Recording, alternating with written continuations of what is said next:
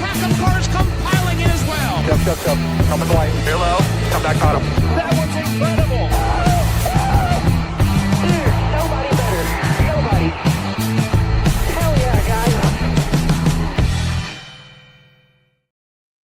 Hello, everybody. Welcome back to Davey Talks for NWP tonight. We are joined alongside our usual panel here of Eric Eastup and Jarrett the Iceberg Lundberg. Gentlemen, it was Talladega, the biggest track out there, the granddaddy of them all, and it left a very sour taste in our mouth. Austin Cindric gets the win with a good margin of victory. Nobody was right beside of him, obviously, as the finish results show after this race. There was no number 60 car right there. It didn't happen. It didn't exist. There was no photo finish. Very clear victory over Kyle Larson in second. There is no Ryan Preece in Bossing Say. But it was good to see Austin Cindric get his third career win. Obviously, in the moment, not knowing what was going to end up happening to Ryan Preece was going to feel like a good feel-good story either way, seeing either Austin get his third win or Preece getting his first career win. Would have felt great seeing Preece get that first career win after what's happened to him after a few of the most recent Superspeedway finishes. But that is the one thing that I'm taking away from this. Like, some people got mad at me, like, why did you actually enjoy that finish? And I did to an extent because I don't like seeing these things end and stack them up, smack them up, fiery crashes all the time. And I did enjoy at least that aspect of this race, that we ended under green. It would have been a little bit better had that lap traffic not been there. I don't necessarily think that they played a factor in, but it depends on, that's a debate. I've seen some people say it did. Some people don't think it did. In the end, Austin Cindric, though, is your winner. And I'm just happy, even though no one tried to make a move that would have been nicer, I'm happy we ended under green. And that's my biggest takeaway from this race. Yeah, I agree. We've had a sort of an unfortunate streak of unsatisfying super speedway finishes. I mean, even the Xfinity Series race, whether you think it was the right call or not, it's always a bummer when a crash on the back straightaway robs us potentially of a 2 or 3 wide finish at the line. I mean, fans want to see the finish happen right in front of them, right at that start finish. They don't want the finish of these races decided by the push of a button, or in the case of the Daytona 500, a massive crash that's sparked by the leaders, allowing 6th place to scoot through the win. Like, it's fun every now and then, but not every single super speedway weekend, which is what it was starting to feel like. So I'm with you, Danny. I know we'll talk about the racing product itself more broadly. I think that left a lot to be desired. You're right. But the most satisfying part of this race was the lack of carnage at the finish. Felt like all the legitimate drivers and teams were up front when it mattered. That's true. Yeah, and I'd agree on that part of it. Like that, I kind of like said it when I went live after the race that like I'm the criticism that we know is going to be levied and we're going to talk about with this race had nothing to do with there wasn't enough crashes. It shouldn't be expected to have a ton of crashes to make a good Talladega race. I just also think too, fans either are so used to everything being a crash them up, green, white checker every race at a super speedway kind of deal, or they've lowered the bar so much that it's like, this is a novelty for us now. Like, man, the greatest stock car drivers in the world have they managed to get a race finished under green. It's like, yeah, I mean, I remember back as a kid, like that was pretty much the norm. That was the meta back then.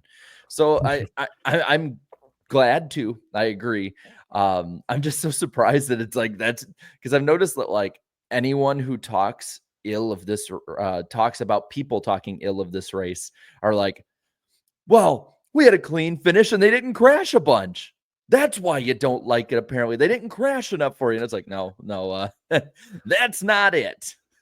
No, what the problem was that, with all due respect to Austin Cindric, great win. He long overdue considering how many laps he's led at these types of tracks. The problem was that all of the Hendrick cars behind him weren't enough to, on their own, mount a charge to actually compete with the front. And there was so many there. There was Bowman, there was Byron, Larson, and they couldn't just get together and beat a Hendrick Hendrick bullies and go after him. There was no gap for them to jump in front of each other. There was no real legit attempt to go to a third lane because even 2 cars in that outside lane, not enough to get you clear to the lead. More than likely, you're going to hit that wall of air and the drag on the car is going to drag you to the back of the pack. The risk did not outweigh the reward, unfortunately. So that's why we saw basically a 200-mile pace lap on the white flag to decide the race, which is a bummer. But I mean, we can get to that in a second. I don't want to take away from Austin Cindric because, like I said, it's shocking. This is his first super speedway win in over 3 years. It feels like he should have at least 1 or 2 others at this point, as good as the Penske cars have been. And there's a reason, not only the car, there's a reason he's up front, because you can move around more at Atlanta, especially as the track's aged. We've seen people be able to move through the pack more. And we've seen Austin Cindric do that a lot. Like, I think that's also correct not to take it away from him, because he, like Denny Hamlin, a lot of the time was in the Gen 6 era. Like in the COT era, there were a lot of guys. It wasn't that long of an era to even get from. But like before then, even with like, juniors, Earnhardt, Jeff Gordon, like there's a reason these drivers end up at the front of these races at the end. And even Denny Hamlin has talked about it before of Cindric is a respectful driver. He doesn't, and we'll talk about this too. He does not put people in bad positions, usually, even to his own public detriment. He's generally a driver that is able to take care of his stuff, be patient, know what to do at the right times. Now, at the same time, I think we can kind of plug also in how he got up there and how a lot of those guys got up there to the racing itself and the issues people have with it. But I think even if we didn't have those issues, I still think he'd be running up front in these races competing for wins. Something I noticed that I don't know if you guys noticed it or saw it the same way, but in the past few years in these races, the Penske cars spend a lot of time up front in the stages early. Like they are controlling the race, leading the lines. They lead the most laps.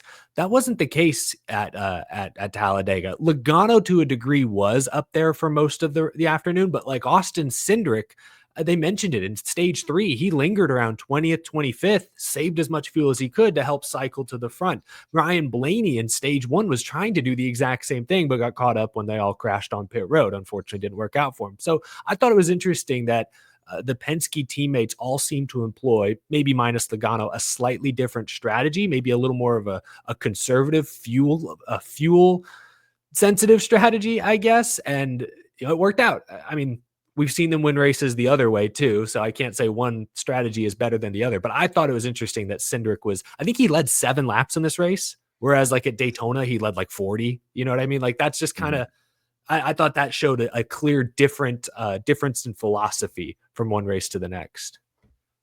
Yeah, and I think we saw too, like the detriment to people being up front is every single time there would be a green flag stop, they ended up being at the back, and I think now they've done this so many times, they've kind of mastered it, where they were at least going a little faster this time. At least we weren't watching 170 mile an hour 4 wide. It was like actually closer to like 185, even at 190 at different points. But I think it's like Penske has figured out, if we save our cars and then just shuffle them up at the right time, get the right strategy down, it falls that way. It's probably a better shot at getting the win. And it almost worked without the Ross Chastain block for the Toyotas too, because they were rocketing up before Chastain decided to just park it in front of them. And I found it funny though, like some of the discussion with that was like, should we black flag guys for blocking like that? Like, I think it's stupid personally. I don't like it, but it's not illegal. Well, but should it be? I think Danny brought up some interesting points and I'd have to watch the replay again. Like, yeah, there are rules about when you're allowed to blend at super speedways because the rate of speed is so dangerous.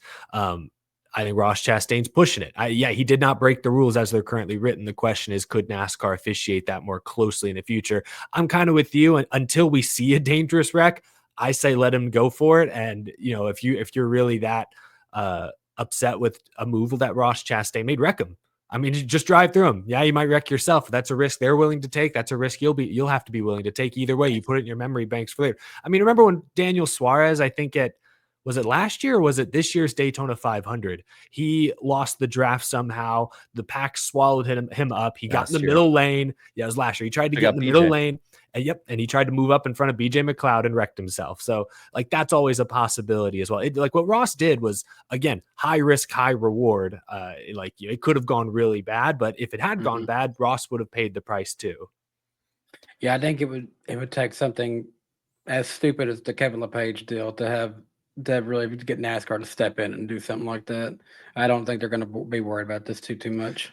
Yeah, we talked a little bit about how there was that wreck. I do want to ask you guys, because I am firmly in the camp that I think he is in this position. Is Brad Keselowski, after his crash, being, I think he's like 80 some, or it'll pop up here, 32nd in points, 81 out of the cut line already.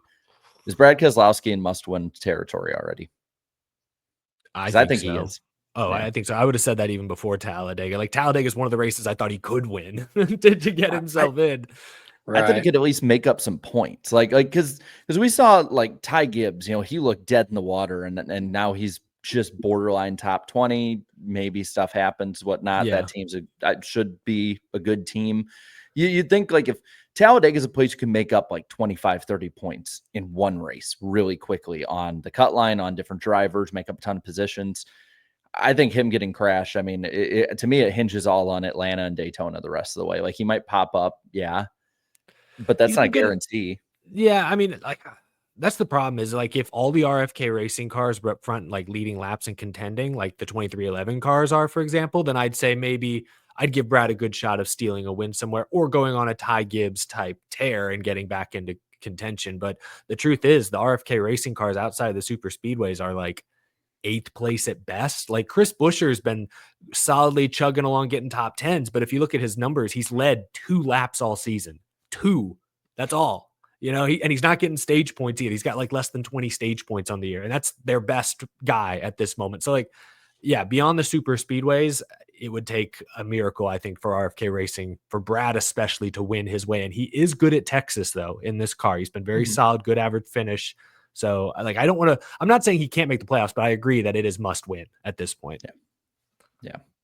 And I know the other one I saw, I think they put it out today that with that weird ass crash on that restart with Christopher Bell and Buescher. And I'm wondering still if they put in that insurance claim with Progressive yet. I did see that they're going to modify that backstretch wall, so it's not going to jut out the way it was. Yeah, that's good. Yeah, I mean, I don't makes you wonder why they haven't done it before. If it was apparently as easy as, I don't know, a phone call. I mean, it's probably somebody didn't hit it hard enough or something like that. I don't know. I've always wondered why they have those walls. I get it's probably easier access to the track, but you have to think like at some point those walls are just blatantly dangerous and needlessly dangerous. Yeah, it's just a really bad angle at what's often a high speed, out of control part of the track. So I'm glad they're making that change. Danny, you led off the show with this though, so we can bring it back to Joey Logano and Ryan Preece. Preece was in that photo finish, but I guess now we have to like use like our AI phone edit to like get him out of the photo because now he's credited with the 38th place finish. What was y'all's reaction to especially for Preece? Like that's brutal. Second place was his best career finish. It sucks because he literally for once had the super speedway race go the absolute best it possibly could for him, aside from getting the win at the end of the day. And I felt bad to find out that, that happened. And I sent something to our friend Elijah Burke, who works over RFK Racing, right after the race, because I seen something on Ryan Preece's Twitter, which I think Elijah might have helped him do it, where Ryan did a video like, "Oh, my boss follows me on here. Oh, better take all these nice selfies and that was say love working here," or something like that. Amelia came across that on her Twitter feed and literally came up to me out of nowhere and said, "Ryan Preece is funny," and like showed me the video as if I hadn't seen it. And I was like, "Damn, good job, RFK Racing. Well played." When I saw that, I was like, this has Elijah written all over it, in my opinion. And I sent that to him, and I was like, okay, now you need to do something like just have him smiling as much as he can, like after getting second. And the next day, after we found out all this, Elijah just said to me, like, Ryan Preece looking all disturbed in the media center. Like, yeah, I sent that too soon. Kiss of death. Well, so on one hand, like I'm glad that we get the penalties the day of. So it's not like, oh, here comes Tuesday's report and, so and so got DQ'd or encumbered or cucumbered, as the chat would like to say. On the other hand, it's getting really damn old, man. It's like every couple weeks I'm just finding out, like, because every time, I'll do my post-race stream, it's good to go, and I like to take like an hour or so where I just decompress, don't think about it for a bit, collect thoughts if I'm upset or if I'm happy about it, just sort of bask in the race, whatever. And then I come back to my phone like every 3 weeks now, and it's just like, oh, so and so didn't win. Oh, so and so didn't get a top 5. Oh, so and so got DQ'd for this, and it's just it does get like, it's like I'm almost expecting it at this point that the final results are not the final results. Yeah, it is getting to that point because I think we're 10 races into the Cup season. I think there have been 3, maybe 4 DQs. The Briscoe one at Daytona wasn't a disqualification, but there was like, he got the 100-point penalty a couple days later. But then even going back to last fall, Bowman at the Roval. So it's like 4 or 5 DQs in like the last 15 races. It's a lot. It's a lot. Not to mention, like you said, Jesse Love got a win taken away in Xfinity and Parker Kligerman had a win taken away in trucks. And it's April. Like, we're still very early in the season. So it's an alarming trend, but because, we mentioned all 3 series, I don't think it's strictly a next gen issue. It's not strictly a super speedway issue even. It's just, I think teams maybe, they haven't changed any of the Xfinity rules in a while. They obviously didn't change any Cup rules last year to this year. The car bodies didn't even change last year to this year. I think maybe everyone's getting a little more comfortable with what they have and is more comfortable pushing the issue and breaking the rules potentially. Like, maybe that's the only thing that can try. Maybe we just need to we need another big rule change and everyone will get back within the box for a short period of time. Well, it's interesting. It's Ford again. Like, it seems like Ford is the ones, especially in Cup, that get the majority of these DQs or the big penalties. It doesn't matter what team it is. It was Stewart Haas back in the day. It's RFK. It's Penske. It's like the Ford seem to get the majority of these. It's a pattern I've noticed. Going back to think about Joe Logano being part of this, and Austin Cindric, I feel like we kind of just glossed over his win here a little bit more. But at one point, coming out of stage 2, I think it was like Logano was just pissed at the way Cindric like handled that. And it's like, in the end, dude, calm down. Like, the race is a lot further from being over. And at the end, Austin Cindric got the W. And he was so mad about giving all Toyotas. Where were the Toyotas at the end of this? They had one in the top 10, Bubba Wallace. The rest is Chevy and a couple of Fords. Well, and that was only because Bubba Wallace was only up there because Ty Dillon ran out of fuel. Yeah. And bunched up the field. Like, it wasn't like he charged up through the field. That's another thing. Man, I still have a prediction on this show of Ty Dillon not making a top 10 the entire season. And I was thinking, man, I'm going to get that prediction wrong. And then not me and Claudia cheering loudly when we saw him falling out of the top 10. Praise Ty Dillon. But yeah, I rolled my eyes at that when it happened, the audio thing of him basically just like, F him, then, blah, blah, blah, this, and that. You always have to take it with a little grain of salt just because it's heat of the moment and stuff. But I also kind of don't subscribe to that because heat of the moment, people sometimes show you like what they're actually thinking or what they think of a person. And it just seemed like that one was just like barbed and thrown just a little more precisely at Austin Cindric. Like, it did not seem to me like that was just, oh, he's mad at a driver, when he was like giving very specific critiques. And there goes Eric. He's on McDonald's Wi-Fi. At this point, McDonald's, it's White Castle Wi-Fi. Yeah, we'll carry the show for a little bit. I did want to also point out kind of shout out a few names I saw around the top 10 here too. Hocevar, he got 6th. You did have Noah Gragson up there in 4th. He matched his car number this week. And then Suarez also hanging around the top 10, and Austin Dillon. Well, Austin Dillon gets in, thankfully, after a DQ or 2. Yeah, and Michael McDowell, he actually had the fastest lap of the race at 47.9. I think he's the only driver who actually got into the 47-second range. That was a heck of a lap by him at one point. Yeah, because I think he was at the back during like a run for Yeah. fuel mileage and all of that. I did want to go back and Sorry. I just want to go back and look on a thing because of the Chipper Jones stuff. Oh yeah, go ahead. It's what there's two sides of it for me. One side of it for me is like that there's probably a professional athlete that's high profile, going to be seen by a lot. I believe Hall of Famer. I'm not too well versed on his career, but on one side it's like you probably shouldn't be making public disputes and airing dirty laundry and stuff like that out on social media. The other end of me though is saying this is funny as hell. I would love to see more of this from people back and forth.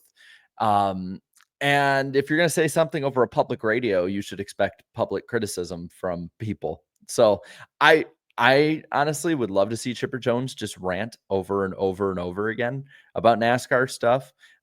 It does seem like he has a little bit against Joey Logano in particular, though, because he kept hammering him, man. And then he got DQ'd, and I think he said something like, "My day was just made." And I'm like, he is a professional Joey Logano hater. Like, people like us might criticize Logano last year or any of the other stuff like that. But that he is just purely like running on spite and dreams of Logano failure. I mean, to be fair, like I see this from my father-in-law and a few other people I know. Like Logano is he's a very easy driver for people to dislike, but at the same time, if you like him, he's also a very easy driver to like. It's a weird dynamic with Joey Logano. He's always got a smile on his face, usually. If you get him mad, he gets his voice a little higher pitched, I've noticed. But he can be a very easy driver to root against. He's kind of like an Alabama or Ohio State, and when it comes to college sports, you either love them or you hate them. So see, like to me, I kind of almost see him like a Pittsburgh Steelers, where it's like they win a lot, but at the same time, people dislike him for one reason or another. Plus, the color scheme probably helps.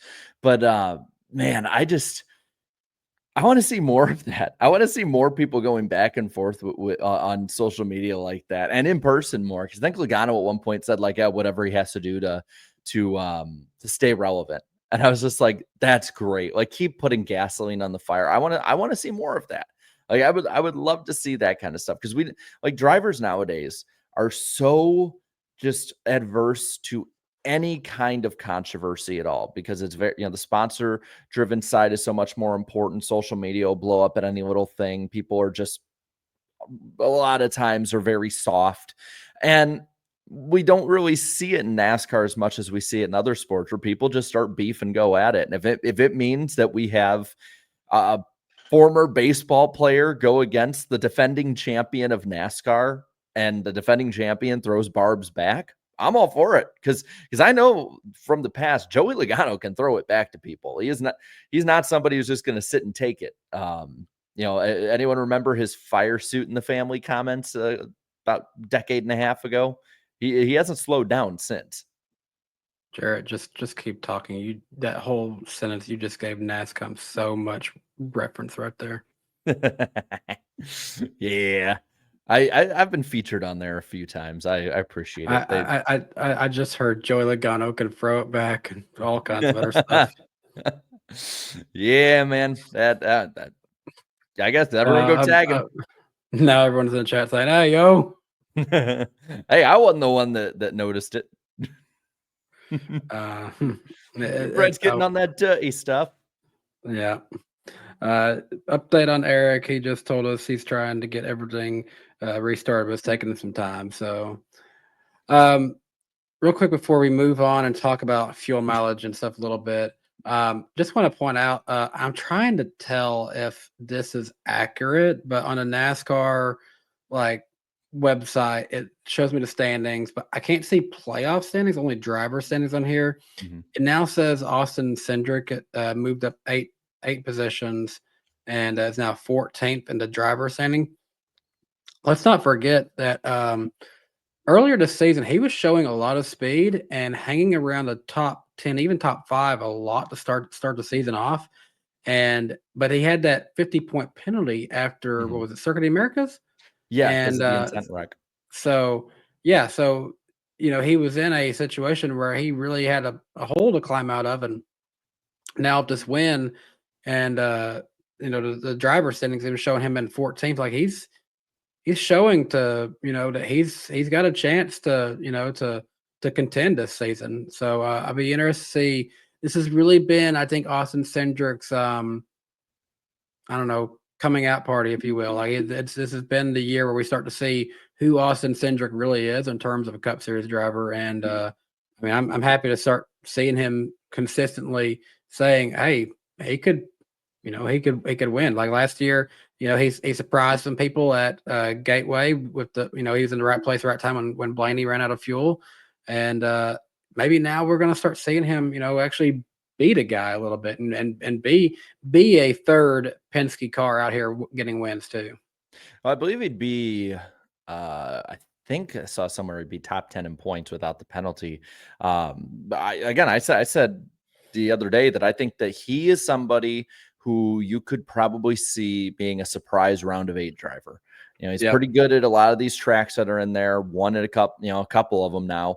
And once you're in the round of 8, I mean, Talladega's in that round now, so anything can happen. On the other end, and I agree with what a lot of people have brought up, a suspension would have been a lot more consequential of a penalty instead of the points penalty at the end of the day. Like, yeah, he's going to miss out probably on a few more playoff points than he would have got otherwise, unless he completely collapses through the year or something like that. But that suspension and then the oncoming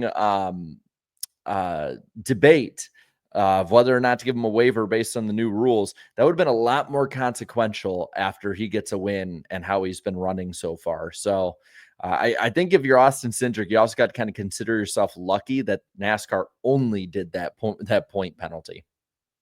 Yep. Let's touch on fuel mileage just a little bit because I feel like we're not going to say too much about this, but we're going to really say some more about the next part after this, where we talk a little bit more about the TV show, a part of this NASCAR race. So let's talk about it. Is fuel mileage and super speedway racing a problem right now? Jarrett, let me get your takes on that. Oh, might be the last time you hear the sirens going past. Yeah. So for a while, I was thinking, okay, it's strategy. It sucks that it's happening. God damn, they're loud tonight. Go on. Somebody else dying. I'm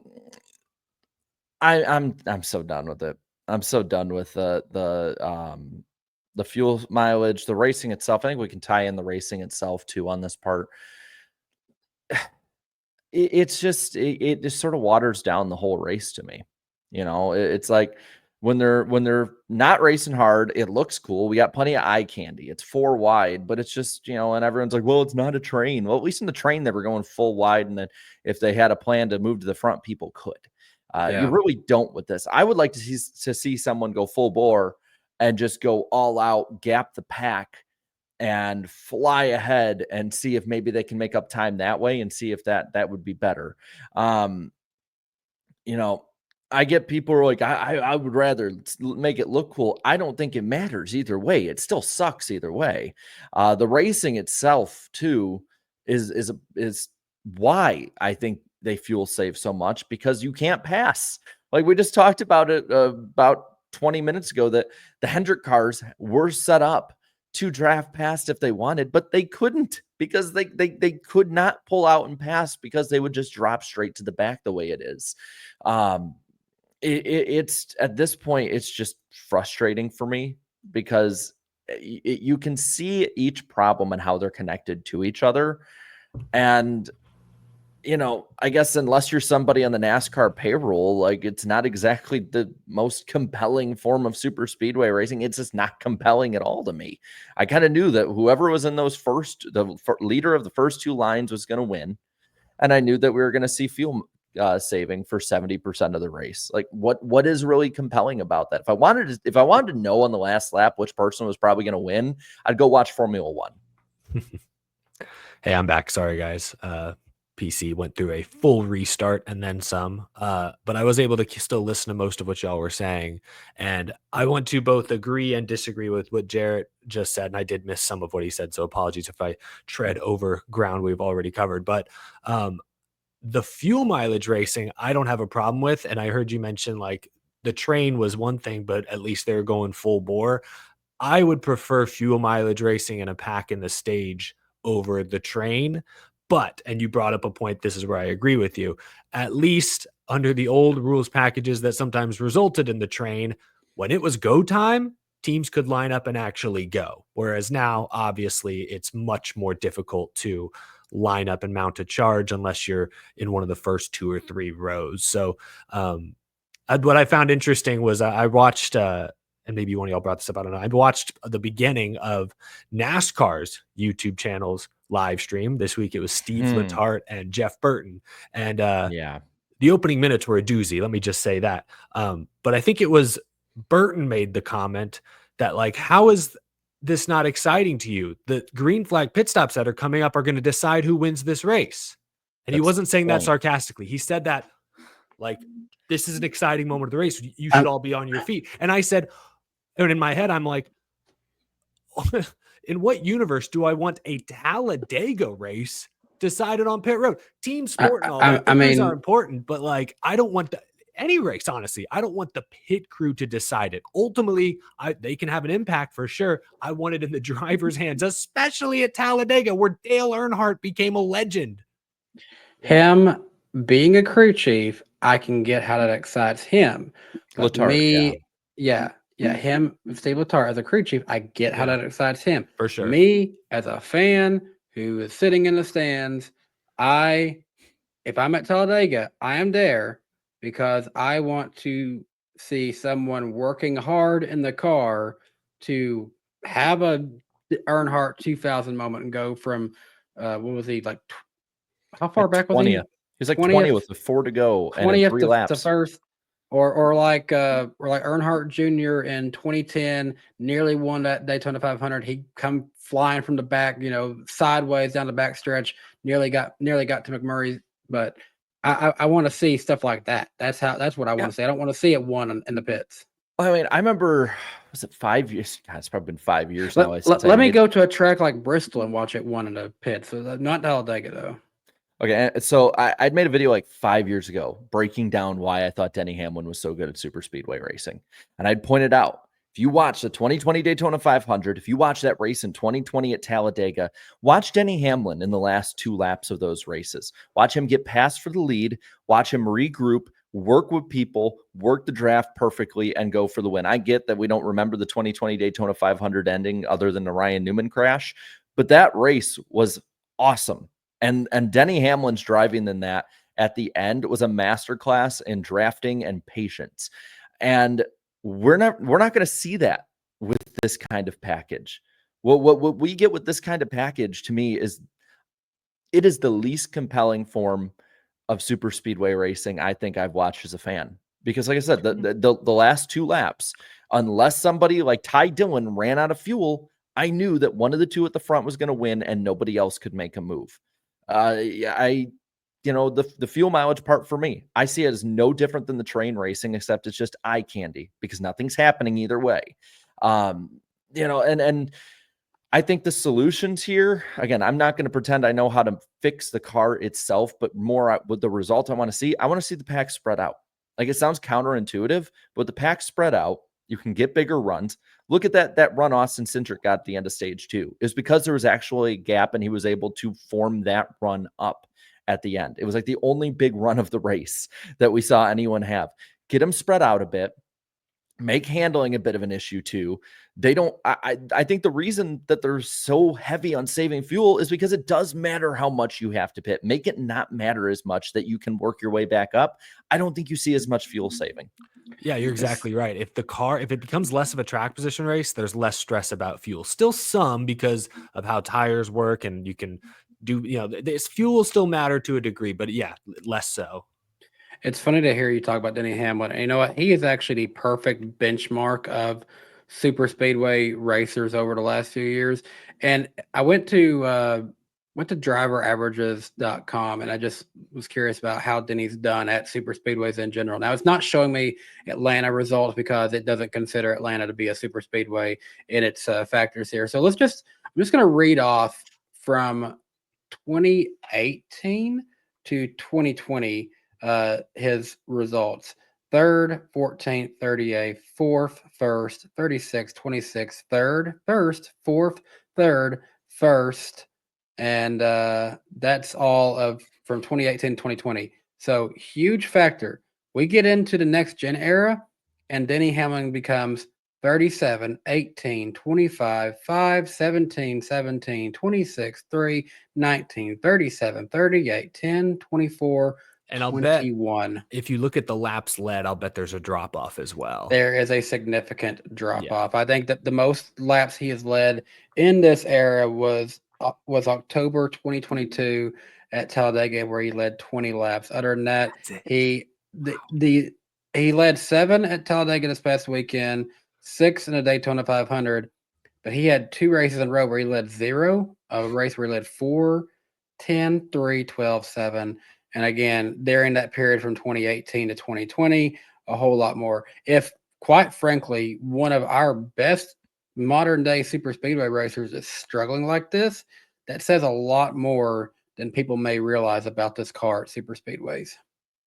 Well, and I'm wearing an Earnhardt hat. I'll say this: I don't think the Earnhardts would get even top 10 finishes on a regular basis at Daytona and Talladega anymore because they're aggressive. They would try and make a move, and they would go straight to the back.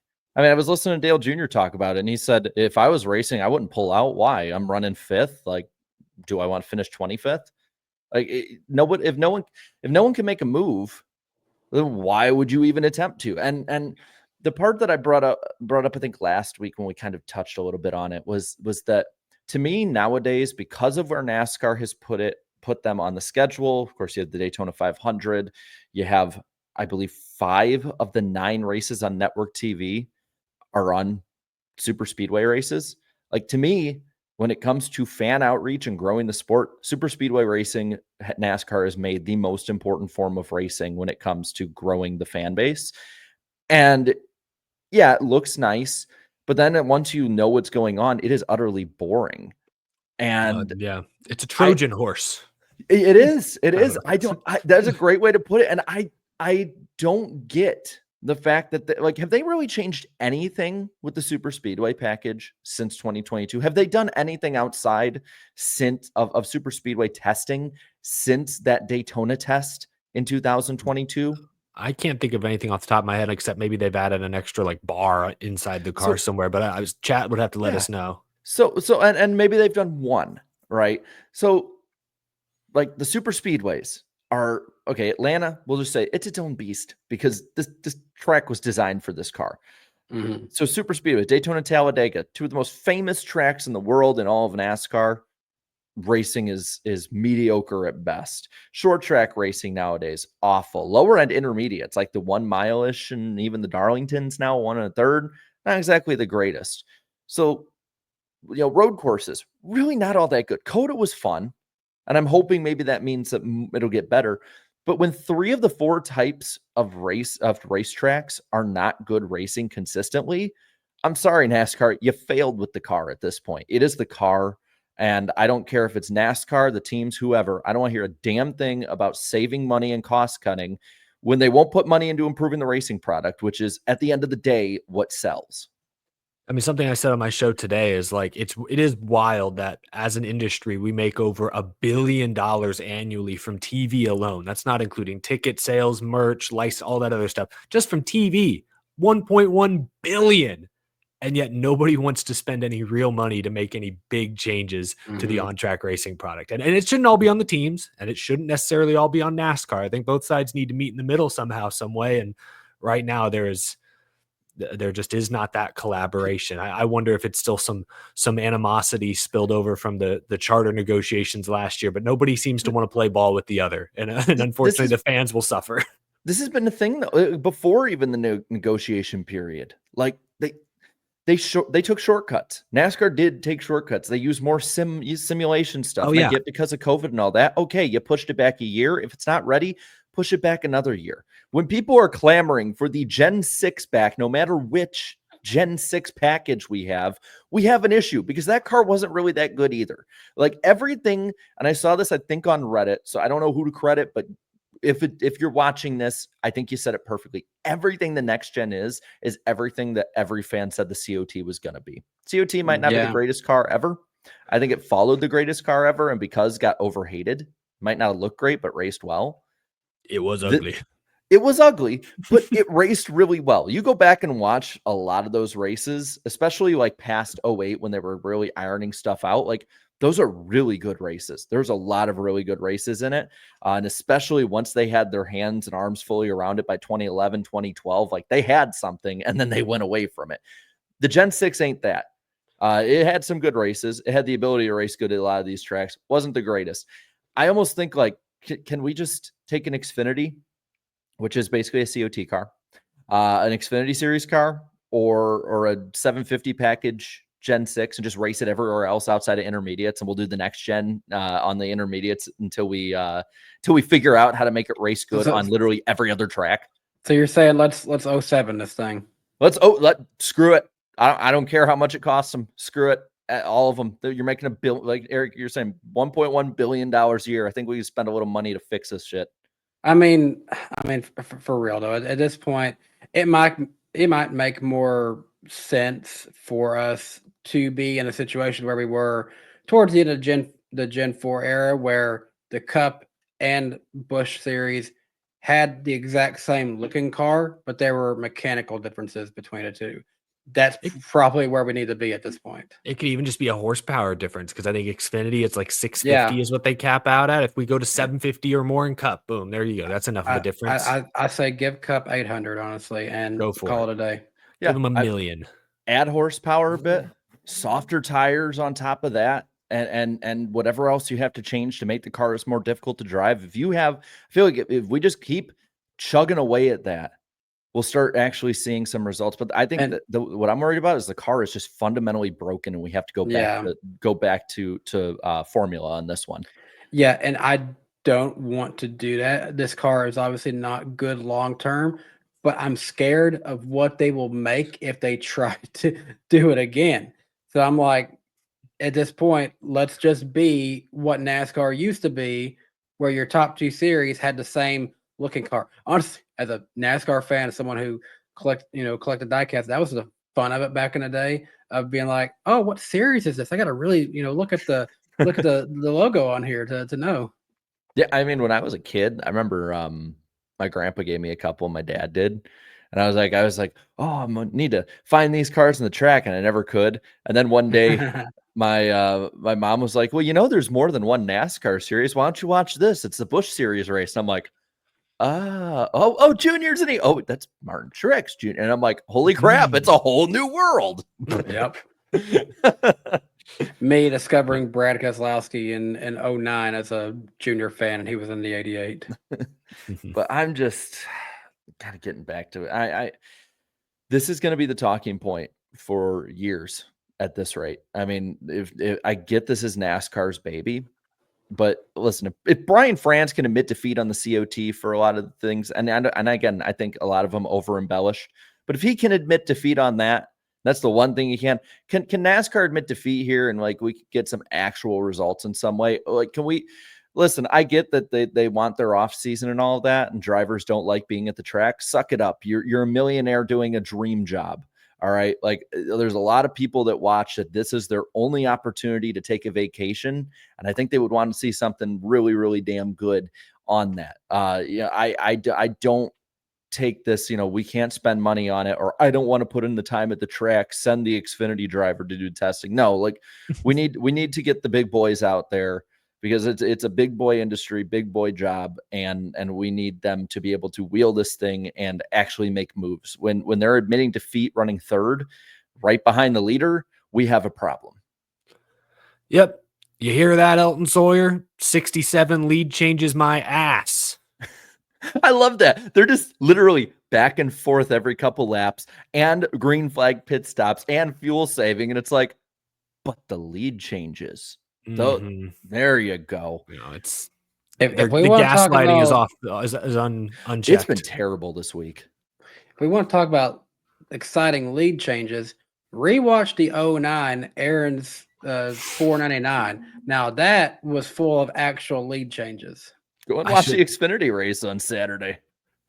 I'm laughing at the chat. You're right. I should have said cheeks. I missed an opportunity there. Mm. Well, it's just cheeks is a great way to sum it up. But I can't believe how many people in NASCAR this week have just like went all in on gaslighting. Well, it's again, I think you said it earlier, 5 of the 9 network races this year are super speedways. Talladega is their baby. Like, this is one of their sacred cows that, like, And I they love expect to Talladega. do well. It's a Yeah, great track to and see I'll a say race. this. That was one of the best crowds at Talladega I've seen in a few years. I don't know if you guys felt the same way, but on TV, that looked borderline packed. It wasn't sellout, obviously, but it's probably 80% full, which for Talladega, that huge track, pretty damn good. Like, this is their sacred thing that, gets big ratings, gets big viewership. They can't admit that this is also bad because this is what 4 or 5 million people watch. 2 million people watch Bristol, 5 million watch Talladega. So it's like, we're not going to accept that Talladega is bad. It was 4 wide. What more do you want? This might sound like sacrilege to a lot of fans. And I think it speaks more to where super speedway racing has gone when I say this. Let me know if it's a hot take. I'm more excited for Texas now than Talladega races. Oh, I am too. Texas honestly is not that bad anymore, or it's just everything else has gotten worse and Texas rose up the rankings. At least Texas is interesting. I mean, last year you had Denny Hamlin crashing while racing Chase Elliott for the win. Like, at least Texas, you feel like the guys are going for it and you see them make mistakes. Talladega, you don't see any of that anymore. You don't see it. And the thing is, when we get to Atlanta, I feel like that's going to be a solid race at night. And this car has been racing good at Atlanta. We go to Daytona. I feel like we're going to see a better race. For the most part, I feel like the last few years, Daytona has raced a little bit better than Talladega. It's the last race before the playoffs, a lot more on the line. We're going to see these guys try everything they can to get more out of the car than what we saw this weekend. This Talladega race, just unfortunately, is also plain and simple. It's just middle of the season, and no one wants to tear the car up too. That's another thing. So it's just a weird super speedway race. I honestly, the problem is I looked back at last year's race and I really didn't see any, like last year's fall race. I didn't see a difference. The race before that, like, fans are seeing a difference. We'll get to the poll in a little bit, and it's a clear difference. But it's to me, it all washes together. To me, it's all the same damn race. Yeah. It's people in the chat. Speaking of cheeks, people in the chat are mentioning the Fox they're mentioning the commercial breaks, especially. Yeah, let's talk about that. Artie sent us off in a big way, didn't he? Mm-hmm. Yep. Rest in ESPN, buddy. And before this final game-winning touchdown, we're going to go to commercial break, guys, real quick. We're going side by side. Let you watch this last play. 4th and 1 at the 5. 4th and 1, but don't worry. 4th and 1, but don't worry. You won't miss a thing.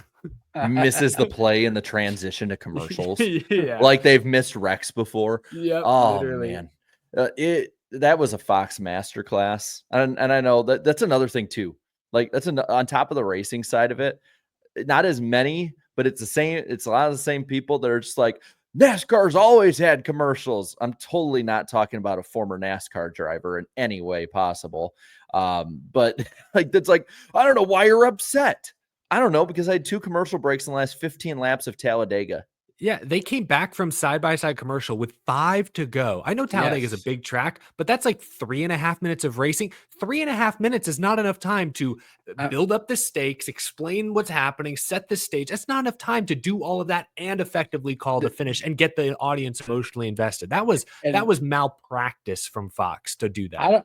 I don't know if the guys doing it just didn't realize that they were still on commercial or what, but at one point in a little side-by-side walk, I saw someone circled something in yellow. I'm like, what are you circling? We're on commercial. I don't know what you're saying right now. They had a weird moment where they tossed it to Larry McReynolds to talk fuel strategy. And then while he was talking, they started playing a canned montage of the big one. And then they went to commercial. Like while Larry McReynolds was talking fuel strategy, I was like, what is going on? And you know what? Like, if it's supposed to be so important, why are we cutting away from it?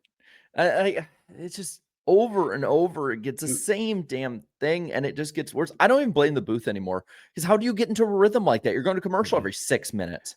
Yeah. Maybe Fox actually just used big brain, because they actually know that with this car, nothing is actually going to happen. We will not miss anything by doing this. And the thing is, I honestly don't think it gets better with already gone. I think it's a Fox thing. Yeah, I think a lot of it comes from the Yeah, top. I don't see it changing. My thing, and see, like, I want to give Fox credit for doing side-by-side commercials at Talladega, like green flag side-by-side commercials at Daytona and Talladega. Like that's very commendable. But then they have to go and just, you give them an inch, they take a mile, and they pull this, 5 to go commercial break thing. And it's like, oh, I wanted to give you credit. I have a theory. So crazy enough, the last 4 Talladega races, we've had 4 cautions in each of them. Like I saw that stat somewhere. Yeah, that's it's crazy. I think that Fox had signed in a commercial break at the end of the race, banking on a big one. Yep. And we didn't get that big one. And they're like, shit. All right, well, let's just bang, bang, get them done. Yeah. Yeah. I get probably it. a good theory.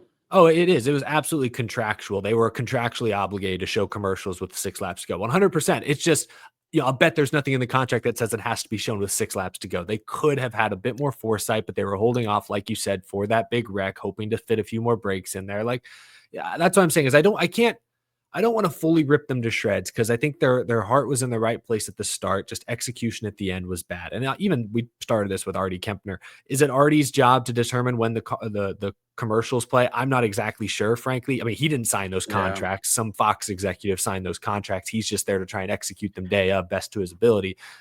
I think he's maybe past his prime or hasn't fully evolved. But I don't know that I can put all of Sunday's issues on Artie Kempner. But like you said, like you guys said, yeah, it's a Fox issue, more broadly speaking. It's just, of all of NASCAR's recent media partners, they seem the most stuck in 2005, when we didn't have, YouTube and Twitter and the entire cyberspace 6 inches from our face at all times. There are so many distractions now that you can't broadcast a 3.5-hour sporting event like you did in 2005. You have to evolve. The audience has evolved. You need to evolve as well.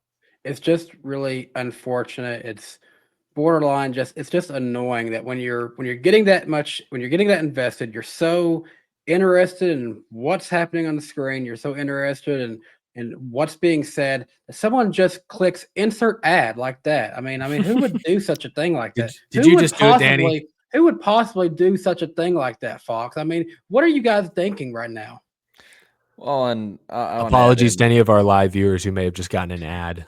Yeah, I want to add in. There's no ads. What are you talking about? I would like to add in. It doesn't help when we're getting our ass kicked by every other series in coverage. F1 coverage, light years better. IndyCar coverage on the same damn network, light years better. NASCAR doing their own coverage for the CW for the Xfinity series, way damn better. Like that's to me the part of this that just. It just irks me. Like it would be different if we're asking for something that's never been done before. I get, we would want to be, pushing forward thinking and all of that. And I still think we should. But every single series kicks our ass. I mean, we just said it earlier. We're stuck in 2005. There's plenty of things from NASCAR in 2005 that they could adopt now that'd be very good. Coverage the way it was back then is not one of them. And I'm just so done. I'm just so done with it.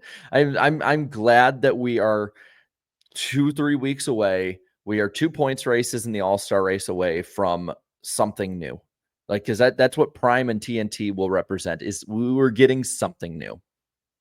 Hopefully something good. Fingers crossed. Please.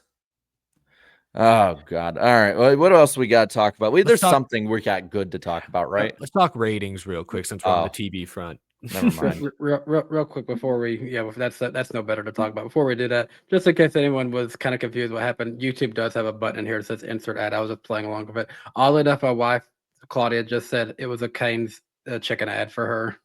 Ew. Chicken Weekly podcast. Yeah. Chicken jockey. Hmm.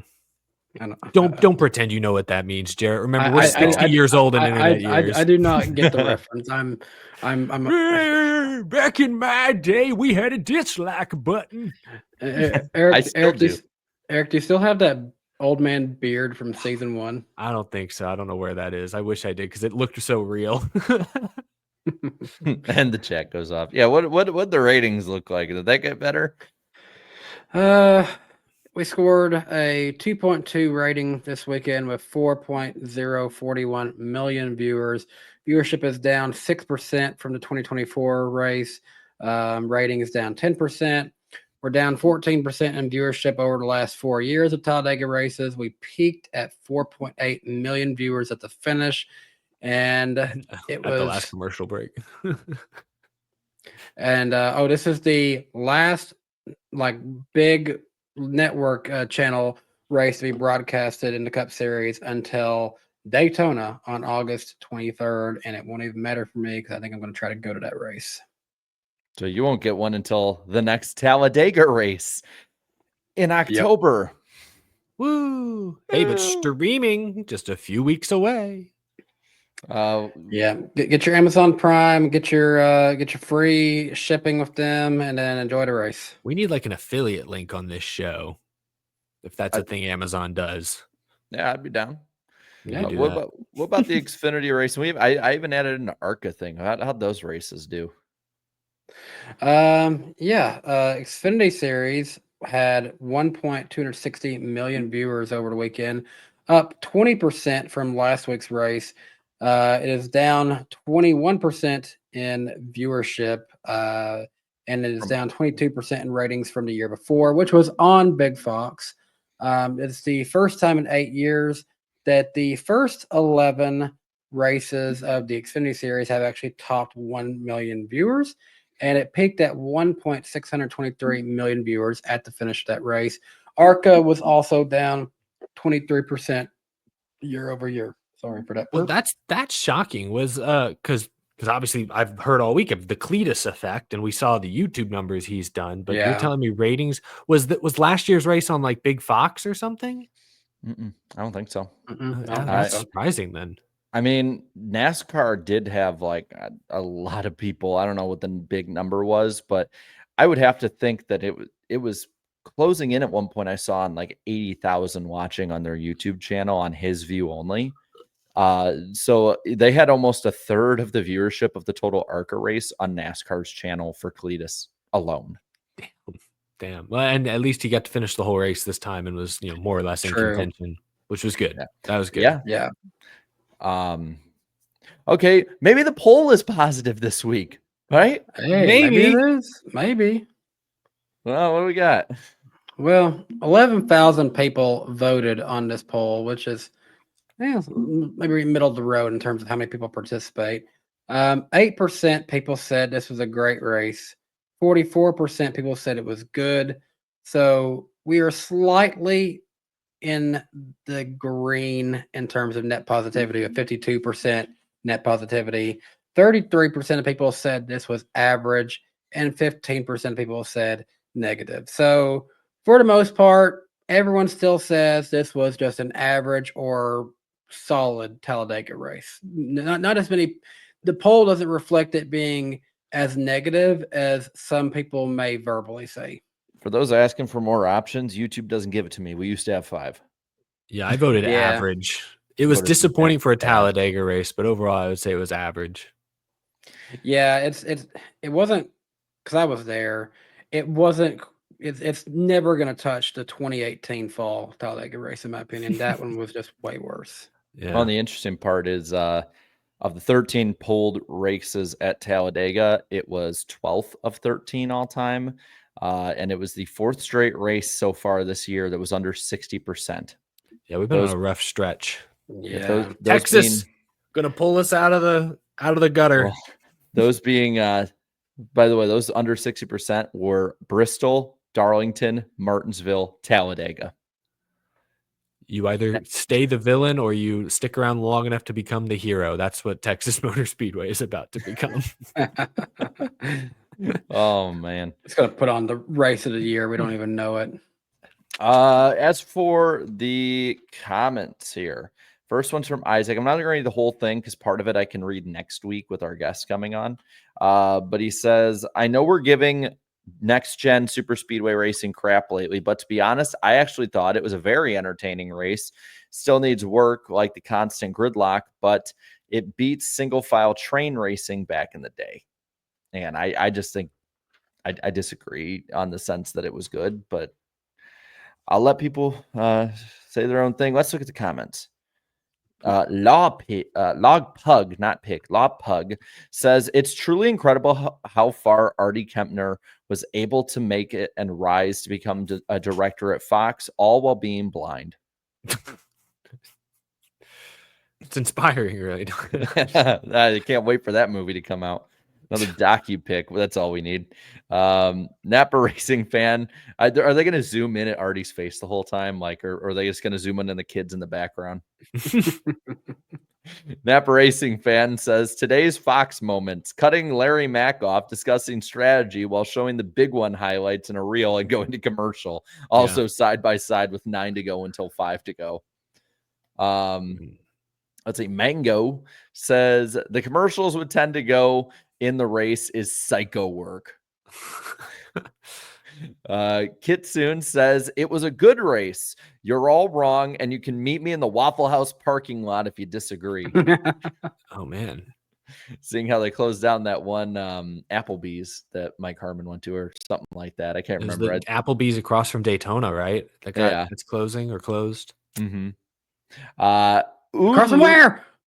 Uda Loop Shooter says, I started paying attention after the 10th Liberty Bibberty commercial and noticed at 3:34 p.m. Eastern, we're in timestamps here, 3:34 p.m. Eastern time, we went to commercial break. I shit you not, at 3:42, we went back to commercial, only to go back to commercial at 3:48. We average a commercial break every 6 to 8 minutes. Oof. Welcome to Big Fox. Yeah. Mm-hmm. Orange's Nail Gaming says, I initially voted good, but went down to average for Priest getting DQ'd. I'm tired of having DQs or penalties after the races every few weeks. Yeah, I think we all are. And then I think Dean Hardy says, pains me to say, but I found this race was very dull. I'll give it a 5 just because it's Dega. They didn't even try to make a move at the end. I will counter and say, I don't think they could make a move at the end. I think that was the problem. And as for the gutter, Geb1000 says kind of mid, honestly. Randomly, SHDJ says awful. And Lucas says 4 wide gas saving with a side of double file train racing. Please give me more commercials so I don't have to watch this shit. The Gen 7 is hot garbage. Worst car NASCAR has made to date. I have to admit, and I very much question how this happened. Why is the poll voting block so overly positive about bad or mediocre races? I don't like. I look at it, back in the day, it was like it would be within 2 or 3% of Jeff Gluck's poll usually, and now it's like 15 or 20% off, and people are way more positive. I'm like, are we getting review bombed or something? Would it be the opposite of review bombed? I guess, yeah. Maybe it's like a review invasion, if you will. I don't know. Like, is it like maybe it's all the bots that Mike Ford was talking about. I don't know, but that was the poll. All right. The Xfinity race. Is there something positive here? Well, so yeah, kind of. We have a new all-time record holder for the most super speedway wins in the Xfinity series. Austin Hill now has what, 9, I think? 10, I think. I forget what the number was. A lot. Yeah, a ton. So what do we think, guys? Big Bully is the as the chat's calling him, the greatest super speedway racer in Xfinity history, better than Earnhardt? It's 9, by the way, according to NASCAR's website. I want to see Denny Hamlin this week said that he wants to run an Xfinity plate race. I want to see Hamlin in a Gibbs car toe to toe with Austin Hill in an RCR car, because Hill obviously has the car advantage, but I want to see when he goes up against someone who really knows how to work that air bubble, does he get exposed? This is like getting to see Jordan and MJ one-on-one, or Jordan and LeBron one-on-one. Jordan and Michael Jackson. Damn. Yeah. That's what I want to see right now. I want to see the two best super speedway racers, active super speedway racers, I should say, go toe to toe in similar equipment. Because Austin Hill's been very good, but we got guys. The RCR cars are rocket ships, man, and that was maybe the case to a degree during much of Dale's day too. Got to say that, but that's why I want to see a vet like Hamlin, a 3-time Daytona champ, maybe still in his prime. I want to see him go up against Austin Hill and see if he can beat him one-on-one more or less. And at this point, I don't know how many more super speedway wins that Austin Hill gets. I mean, this year, let's say he's going to get at least. Did they go to Talladega again? I'm blanking. Okay, so he's going to get at least 3 more tries: Daytona, Atlanta, and Talladega to add into that this year. And he's only 31 years old. There's no clear understanding if he's going to, at this point, stay an Xfinity lifer, if he's eventually going to end up in Cup somehow. Not really sure what the future looks like for Austin Hill, but he has the record and could very well extend that even more this year. I think it will. I think he's got at least one more. I mean, he'll win another this year. I wouldn't be wrong. He was insane at Daytona earlier this year. I mean, even with like a bunch of fluid all over one of his tires, he was still leading the pack for 15 laps before finally the car just gave out. Yeah, if he doesn't blow up or whatever at Daytona, he probably wins that race. I mean, his teammate ultimately wound up winning. So it's he was way better than Love in that race. Yeah, if it's not one of them, it's the other. I mean, those cars are so good. So, I mean, credit to Austin Hill, though. He's making the most of it for sure. I felt bad for Jeb Burton. I know how badly he wants to win another race and make the playoffs. Mm-hmm. He's one of those guys right on the bubble. A win would have gone a long way. I thought his interview he gave on pit road was very emotional, understandable. But the replay, the one image they were showing him of when the caution came out was a really bad angle that was somewhat sympathetic to us. Like there was another view they showed either before or after that made it pretty clear that Hill was out front. So I feel bad for Jeb, but wanting to protest the finish, it just tough pill to swallow. I get it, but there was nothing to protest there, unfortunately for him. No, but the last lap was. I think we got to mention the Zilisch crash, especially after the news today. That was a huge impact. I mean, bro code gone wrong, I guess, between Love and Zilisch. And unfortunately, Connor got the rough end of it. I went back and watched the replay again before the show, and it's kind of one of those classic cases of Love, tries to shoot middle, and kind of as he does that, Zilisch is also trying to come down to keep him on his bumper. It's a bang move. Gets spun, a little bit of this, a little bit of that. Just two young guys, especially Zilisch, learning how to race up front at a plate race. I thought he did a great job before that incident, but in the moment when the race was happening, they were at like a aerial angle or something like that at the crash. It didn't look that big. It's just in the moment, but hey, neither did Earnhardt's crash in 01 either. It didn't look that big in the moment. You just never know how hard these impacts are in these cars. Well, and I honestly think, Zilisch got himself turned more than Love did anything wrong, in my opinion. But I think, before anyone knew any of that stuff, like the big debate was, did NASCAR make the right call throwing the caution at the end? Yeah. And everyone getting up, and that's probably a big reason why for the Cup race, so many people are like, we got a green flag finish. Hell yeah, baby. I said, I think it was the right call, not because I wanted the race to be ended in a bad way, but because literally over the radio, like right as it's happened, he is already talking about his back hurting and he was slow to get out of the car. And I don't think so. I thought this was well known. I don't think it is. It is procedure protocol that the emergency trucks cannot go on a hot racetrack that's under green. So yes, I would have thought that too. And then NASCAR at Daytona and Atlanta said, no, we send vehicles out under green flag conditions. Like they basically said, no, that's not a protocol. But the thing is, like, it's always been, and now it's not. So I don't know what to think. Yeah. So that's how I felt about it. In the moment, I thought bad call. should have let it race to the line. He was way out of the racing groove. And I remembered what they said at Daytona Atlanta. I'm telling you, NASCAR came out, I think it was after the Atlanta race, and said, hey, when the crash happens after turn 2, there's a cutout there. That bell hit the next day. That allows us to get safety vehicles going towards the wreck before we throw the caution. That's what they said after Daytona Atlanta. Then what's the point of throwing the caution at that point if they're going to do the same damn thing? Exactly. So with all due respect to Zilisch, and I know he got hurt, so it looks really bad for me to say that shouldn't have been a caution. But based on Daytona and Atlanta, it shouldn't have been a caution. It was a bad call based on the precedent they set earlier this year. But I also understand if we want to say, nope, new precedent, big crash, it is the leader after all, we throw the caution no matter what. I understand that idea as well, but I'm just saying, if Zilich's wreck happened at Daytona or Atlanta, NASCAR would not have thrown the caution. They pivoted after the Atlanta blowback, and that's why we got an inconsistent call. God, we live in a social media. We're covering a social media sport. That's what we're covering at this point. Because I was under the impression, and they've literally talked about it back in the 2000s that they didn't allow them on the track. So I don't know when the hell that changed. Yeah, no, I think we talked about it on this show after they said that. I remember saying, I think on the show, like, wait, NASCAR just admitted they send safety vehicles onto a hot track? Because that's ridiculous. They can't be doing that. Yeah, because I remember watching old races and they made a point. We can't send them out until then, or we have to wait until a certain point. And if it's under yellow, we can send them out immediately. Because Bill Weber talked about it, and in like races in the COT era, and Alan Bestwick has talked. What the hell is what are the rules? Yeah. And if we're just changing how we do stuff with the precedent set every whim that we go on because of social media, then at what point does Twitter and the Jeff Gluck poll just run this sport?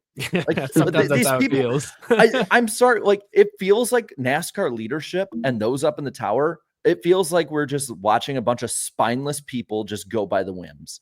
Like either stick with something or don't. Because I was under that impression, and now I sound like an idiot because I use common sense. Yeah, your opinion or your perception was the correct perception until apparently Daytona Atlanta 2025, when NASCAR came out and said, hey, depending on where the cutouts are, we can send vehicles on track. So this is why NASCAR needs to publish the rule book. Like or just in some way. Yeah, no, Hey, you're right. They need to make this it is the same organization only a couple of years ago let a truck just sit on the track for a few laps that couldn't move. So yeah, it's just good stuff. I swear, man. I feel like a lot of people who are very positive or new at the sport, like come on to see this show or Dale Jr. Download or Tear Down or any other show that's not state-run media for NASCAR. And they're like, wow, all these people do in the last 6 months is bitch and moan, but everything is broken. The car's broken. The people that are scoring it are broken. The business model's broken. The teams won't spend, so their wallets are broke. Like, what the frick are we doing? Yeah, it's a lot of broke. Lot broke. I cannot think of a time as a fan. And granted, I've only been a fan for 20 years. It's only been close to a third of the sport's existence, maybe a quarter, maybe a little over a quarter. But I can never think of a time as a fan that so many things at the same time are so either inconclusive or broken all at once. And like we're just constantly every other week getting a new thing or learning new things. Everything. Yeah. Yeah. Like how can you take it seriously when the rules change at random? Like it's hard to. Yeah. It just, I agree. God, man. Tough stuff. But hope Connor's okay. Did we want to mention real quick? I know we had the statement prepared, but do we want to just mention that Connor? So they announced today that Connor Zilisch will not be. There's the statement. Look at Jarrett, well prepared. Kyle Larson is filling in for Connor Zilisch in the Xfinity race this weekend at Texas Motor Speedway. Zilisch has a lower back injury as a result of that Talladega crash. So I think I can speak for everyone here when we say we hope Connor is back to 100% ASAP. Obviously, back injuries, they can take time to recover from. We don't know the severity of Zilich's condition. He did climb from the car on his own. He was standing doing post-race interviews, but obviously not fit to be in the car this week. Hopefully he's okay. Hopefully he gets back soon. So did Eric Jones too. Good point. Good point. And he missed 2 weeks, I think it was. So yeah. Connor's car is in very good hands. It's in as good of hands as they could possibly put it into. They could have, gotten anyone to do that. They could have asked someone more like a Bowman or somebody like that to step up into it.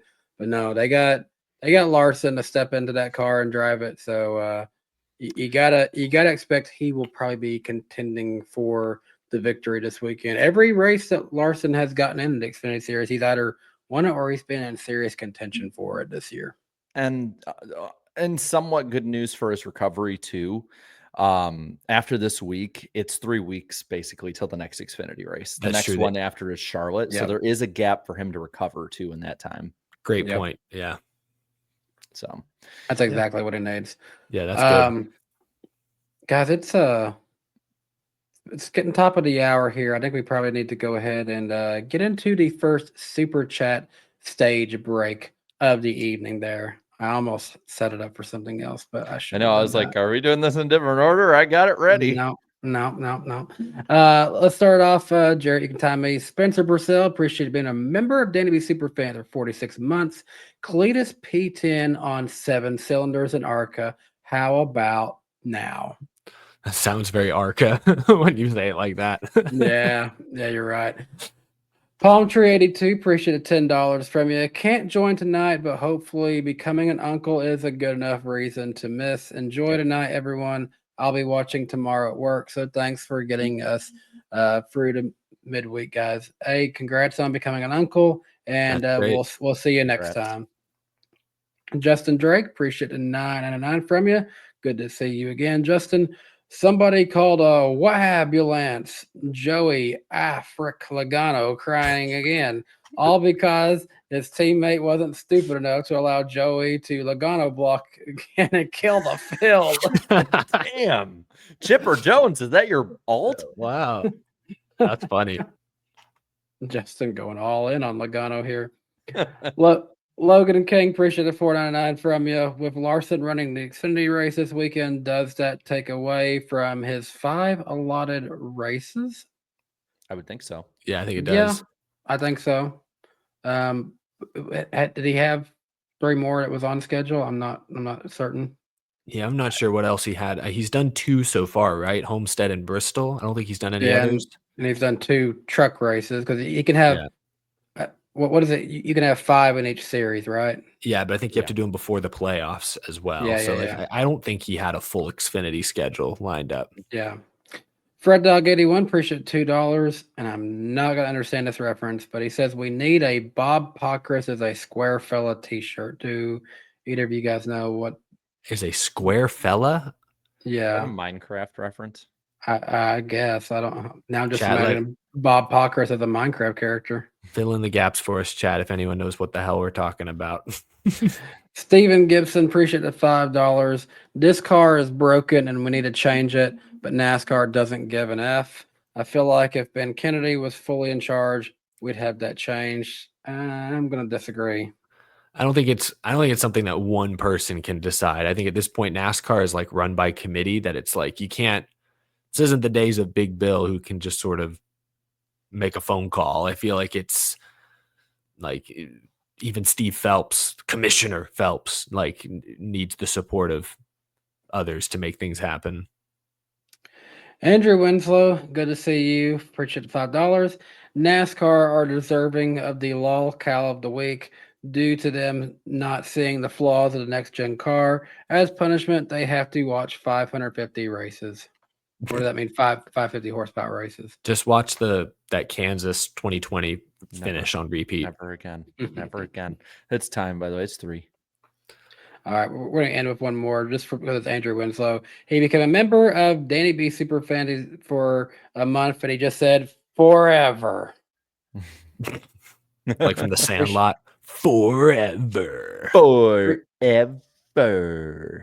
Appreciate everyone for your support. We are funded by viewers like you. Thank you. No one in the chat says watching the Kansas race isn't punishment for them. They'd probably like it. It's like that South Park where they're sitting there just like, yes, it's the 550 package. We like what we're seeing. Real quick here. Peter Estrada might have gave me some context on the Bob Pockrass thing.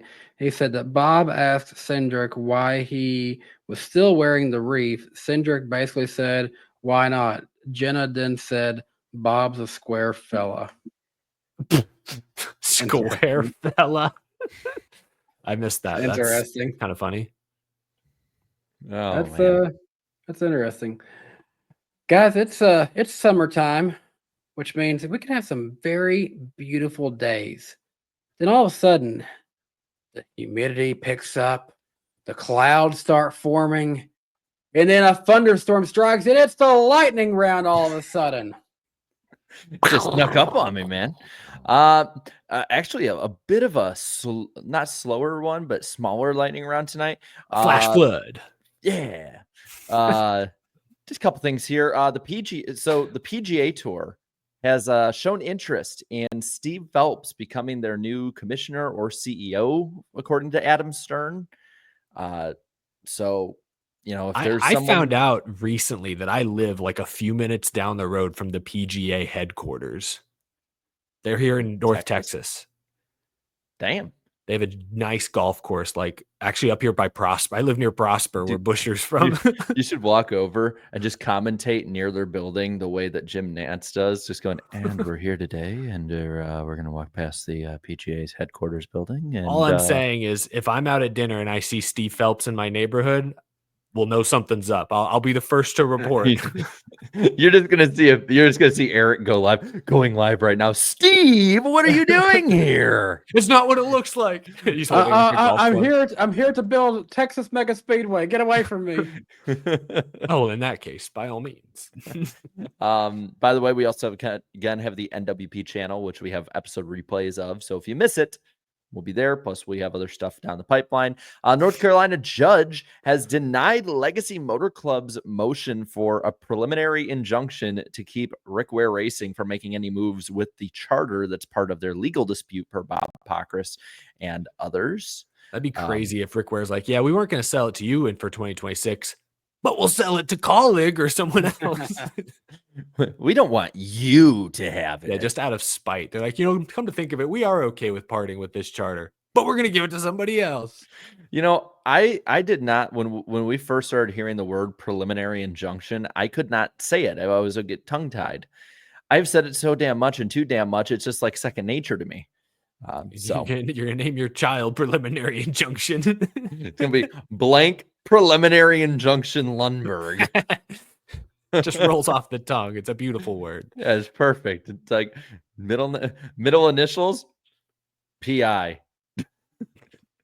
And then private investigator. Yes. Next week we'll be on Eric's channel with a special guest, Auto Racing Analytics, who Grant's always fun to be on. I saw some people thought we were having him on this week. I think I had sent something like 3 weeks ago on accident, and it just stuck. Yeah, I was getting confused. I was like, so someone said, can't wait for him to be on. I was like, is he on? I didn't say any guests for this week. Well, I'm genuinely glad people are paying attention to our schedule graphics that we put out. So, yeah, I know.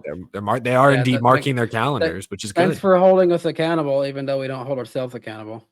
Actually, we were about to, but that was the lightning round. And I don't think we're getting any, or Danny, we're not getting any storms tonight, are we?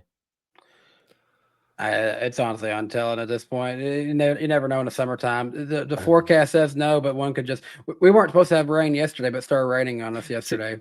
Before I moved to the south, I didn't get why you called late April summertime all the way through September and into October. And then I moved down here, and it's there's times it's been 80 degrees down here at the start of April, and then I look back where I moved from in Illinois, and it's 25 degrees and they're getting 6 inches of snow, and I'm just like, thank God I'm down here. Yeah, it is currently 77 degrees, and the next few days we have highs pushing 80, and then randomly Saturday and Sunday and Monday we have highs in the low 60s. So nice. It just feels great out. Maybe low 60s. We need it to be in the nice 60s. Yeah, look. It's getting nice. Saturday will be pushing the nice number. It'll be high 68 that day. I like it. Picasso. Danny, I don't think we have really any big headlines this week. Are we just here to have fun? Yeah, this is just a fun show. I will say this, we didn't have this wrote down, but I just want to say something here real quick that I saw actually from Adam Stern, throwing this on you guys real quick. But he put out on April 29th that Chili's parent company, Brinker International, reported that their Q3 earnings showed that Chili's same store sales were up about 32% for the most recent quarter versus their sister brand Maggiano's Little Italy only being up 0.4%. And so I actually bookmarked this tweet from Luke Breadstick on Twitter, Oh, and he said when you have consumable sponsors and not just crypto and logistics, people will consume them. There's a reason I drink Pepsi and a Hoist. There's a reason I ask for Castrol. There's a reason I prefer going to Kroger. There's a reason I bought Farm Rich mozzarella sticks yesterday. That is very true. If there is something that is for the common person to go out and consume, and they know that you will support one of their favorite NASCAR teams, NASCAR fans are the most loyal to brands who are actually attainable and support Yeah. NASCAR. That's why I stopped drinking Michelle. I will go to I knew I'd get you on that one. I will go to Bass Pro Shops more often than Academy, and Academy is much closer for my fishing stuff because they are so involved in NASCAR. Honestly, Yeah. No, I mean, that's great. The more consumer brands, the better. You lose an M&Ms and replace them, like they're saying, with crypto.com or whoever, or like that's not going to do it. I saw someone tweeted earlier, like, I Googled it and I still don't know what Psy Apps is on Ryan Sieg's car. Yeah, I don't know either. I looked it up a long time ago. No, the more consumer recognizable brands, the better, for sure. I think Justin Haley, or Hocevar, has the Chili's car again this weekend at Texas. So it's Hocevar. That's good. That's Rad great. the Dente. And he's in the truck series of Ride a Dente as well this weekend. That's right. He's doubling up. Good. Do you know that that's actually like a fully 2.5 minute recorded song? Yeah, I saw it. I think I saw the YouTube video or the music video on YouTube. I'm pretty certain. As someone who has experimented with AI just a little bit, I'm pretty certain AI wrote that, but it is what it is. Honestly, you might be onto something. Probably. I guess it's better than the AI Coke commercial. There's a small chance that they got an AI, like they might have had AI make the song and then they use actors to fill in the music video, but I'm pretty certain AI did write the song. I can't get over the dude in the commercial because every time he opens his mouth, you just see these teeth every time, like 2 buck teeth hanging down, and all I'm thinking of is just like, Sandy.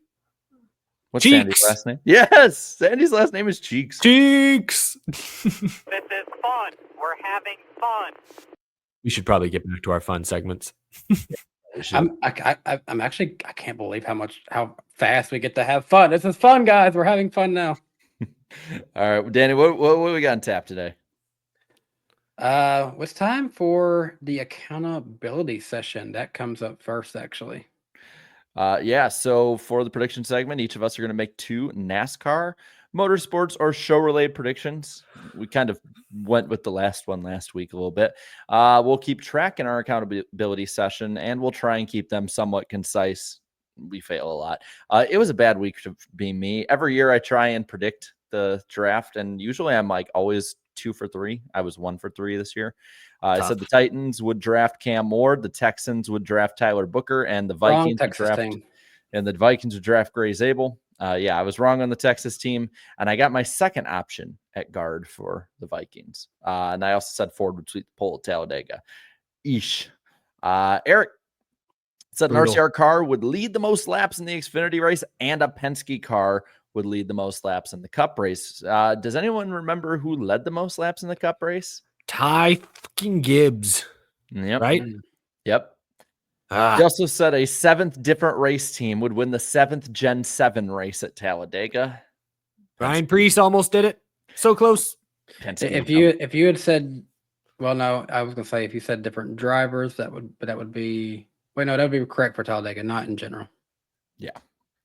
Danny, with the only correct one of the night, saying at least one of the 3 NWP NFL teams would trade out of their original first-round positions. I believe the Texans did because I found out from some of my few people I know in the loop on the Viking side of things. Apparently, the Texans really, really wanted. I think it's Donovan Jackson was the guard that the Vikings had drafted. They wanted him or that Matthew Golden receiver, and both went right before it was us. And so we just said, let's trade out. Yep. let's bow out. Which gave us the pick where we all realized Shador Sanders was not getting drafted anytime soon. It serves him right. Did you hear that his rookie contract will cost less than the draft room he made? That That's is unfortunate. wild. Serves him right. He'll be out of the league in 3 years. Ooh, Danny hot also take. said We put RCR. wait, can we put that on the Is, account? is that a prediction? Yeah, is that a prediction? Well, we'll keep that one among ourselves. How about that? Okay. Danny also said RCR would lead 70% or more of the Xfinity race. I believe they were led around 62%. Just Oh, as give him the it was about point. 60. No, that's not right. You're right. It was close. That's pretty plus. close. Speaking of what's getting closer, I felt good about that one, but yeah, it wasn't quite. speaking about what's getting closer is the standings. I'm still leading at 34.78%, and Eric's at 29.03. Danny at 28 flat. So we're within about 6.78% of each other from first to third. Getting You guys closer. remember when I was single digits? No more layups for Danny. He's on a hot streak. He's on a heater. He is. Danny, I think, is like consistently getting at least 1 to 2 green every week. And that's the thing. We only usually have 1 or 2 predictions come off every week. So 1 to 2 green is always in the positive for you. Mm-hmm. And all time, I'm still up top 40.87%, Erica at 31.16, and Danny at a 30.73. So Danny is catching up to Eric on both ones of them. So I guess I'll lead off. And I did this last year with with the laps led parlay or whatever prediction. You remember last year I said that Natalie Decker would lead more Xfinity laps than Haley Deegan. Well, I'm going to run it back. Catherine Legg will lead more Xfinity laps this season than Chris Wright. Catherine Legg actually ran pretty well at Talladega. She was doing just fine, hanging in the lead draft, and got wrecked. Has Chris Wright led any laps this season that we know of? Has she led any laps yet? She led a lap at Talladega. She led a lap. Wow. Okay. I don't think that Chris Wright's leading a lap this. Now watch, he leads 2 at Texas. I'm like, damn it. Oh, I like that. That might be the final score. 1-0 when it's said and done. It's like a soccer game. Okay. I'll save my fun prediction for a second. My first prediction, he's climbed from like 29th to 20th the past few weeks. I think by the end of the Coca-Cola 600, Carson Hocevar will be top 15 in the regular season points. Oh, wow. I think he's 20 points behind 15th right now, and we got some big fast tracks coming up that I think he'll be good at. He could low-key be good in the Coke 600, honestly. He was top 10 at Texas last year. A driver will tweet about visiting Buc-ee's this weekend.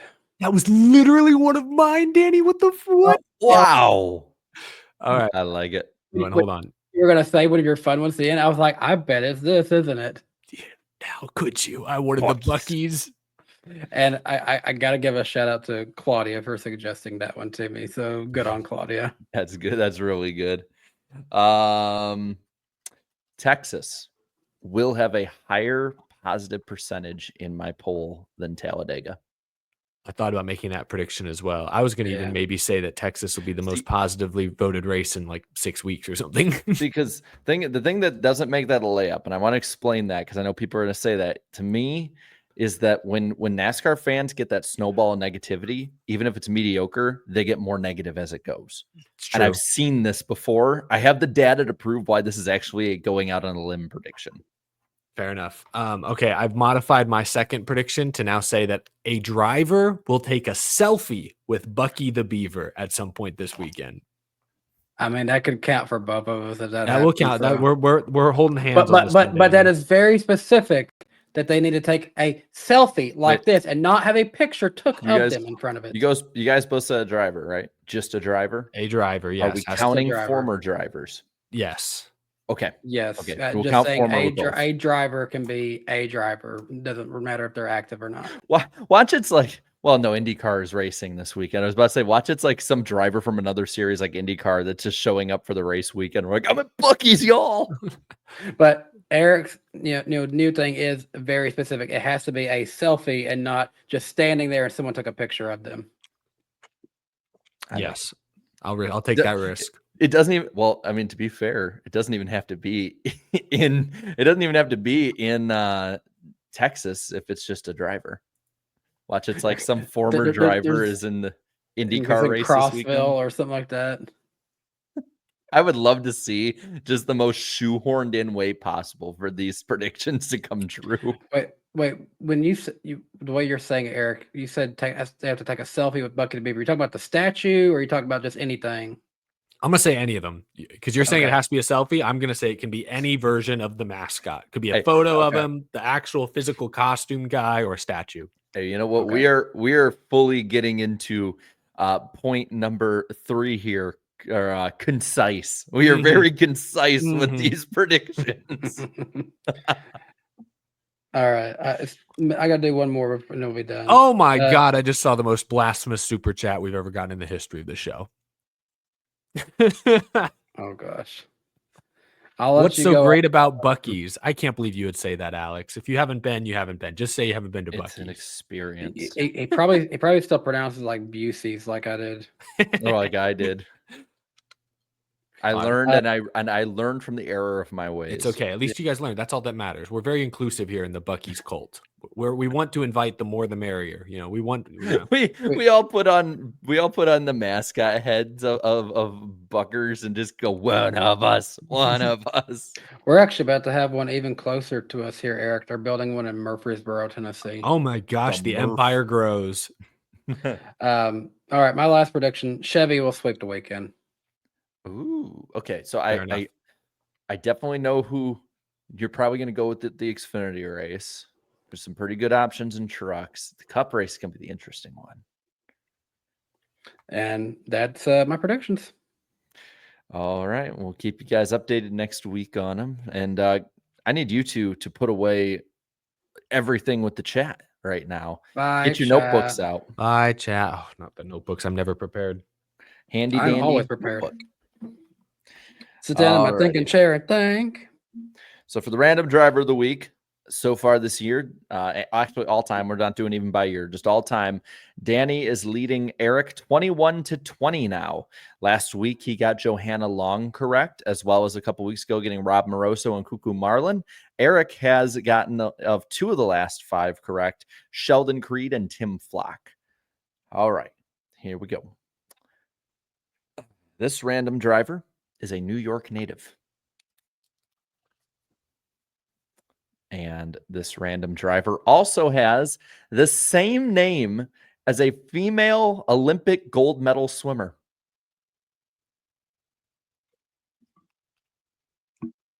What are those? What are those? That one girl name? Well, shoot. Okay.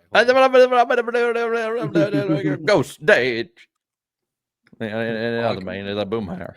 Well, I can roll out Michael Phelps.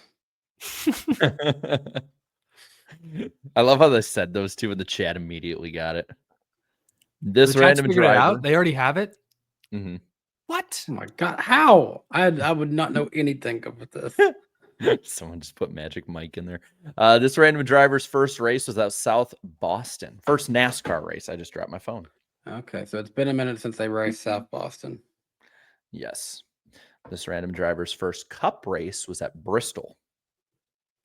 Bristol, baby. A New Yorker who first raced at Bristol. And South Boston. This random driver had their first season in Cup with 2 different organizations, but had the same crew chief for the whole year. Interesting. This random driver has been tweeted about twice by Eric, never by Danny or I.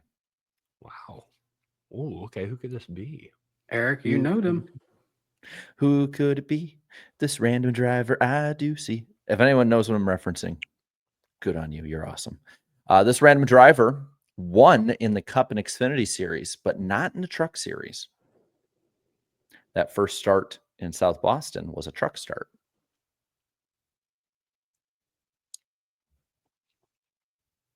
Yeah, Blue Jimmy and Noah Coleman. I love it. That used to be my favorite show as a kid. The answer is that a hint? No. I was just they got it right. It was Zaboomafoo. Zaboomafoo. Classic. Yeah. So they did win in Cup and Xfinity, you said, right? Yes, not trucks. This random driver has 3 top 10s in the Daytona 500 all time. Best finish That of was a win. seventh. Best finish of seventh twice. Hmm. This random driver's highest cup points finish was 24th. So that win was kind of a miracle, it sounds like. I'm just trying to think. I feel like I should know more drivers from New York. That felt like a big hint. Like the swimmer one went right over my head. I guess apparently that's helped the chat out. I'm lost, but I feel like New York should be a big hint, but I don't know. This random driver is currently 41 years old. Okay, they're not as old as I thought they'd be then. Are they retired or are they still What would you like the numbers? 41? Yes, I would love the numbers. Oh, the car numbers? Yes. Car numbers, yes. This random driver raced these car numbers: 07, 06, 01, 1, 2, 4, 5, 7, 8, 14, 15, 18, 19. I'm running out of ink. 22, 35, 38, 39, 41, 42, 43, 46, 47, 48, 50, 51, 56. I You literally ran out of ink. I You literally ran out of ink. I ran out of ink as we went. I started on. writing them down. Is there a way I 51 can make you the main 51 and what? 50 what? 51, 56, 58, 60, 63, 65, 78, 88, 92, 95. Dang, they drove like everything. Oh my god. They're running out. They're Yeah, like running out of ink. It actually ran out of ink. You could see as I got started fine, and then These got back. these numbers, there's so many possibilities of who they could have actually drove these numbers for. This is the most wide open one. So, like, what are they?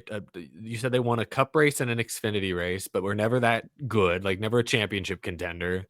But they're only 41.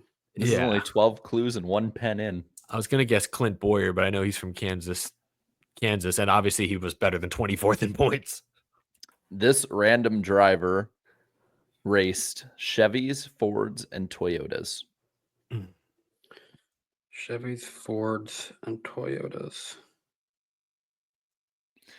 This random driver was a driver in the COVID iRacing Pro Invitational Series in 2020.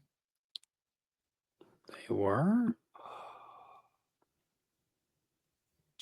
No, I was about to say Justin Haley, like he's 40 years old. Actually, this random driver before has been a meme on NASCAR Twitter. Okay. This random driver has made 224 Cup starts and 208 Xfinity Series starts. Man. This random driver has finished top 4 in Xfinity Series points before 3 years in a row, actually.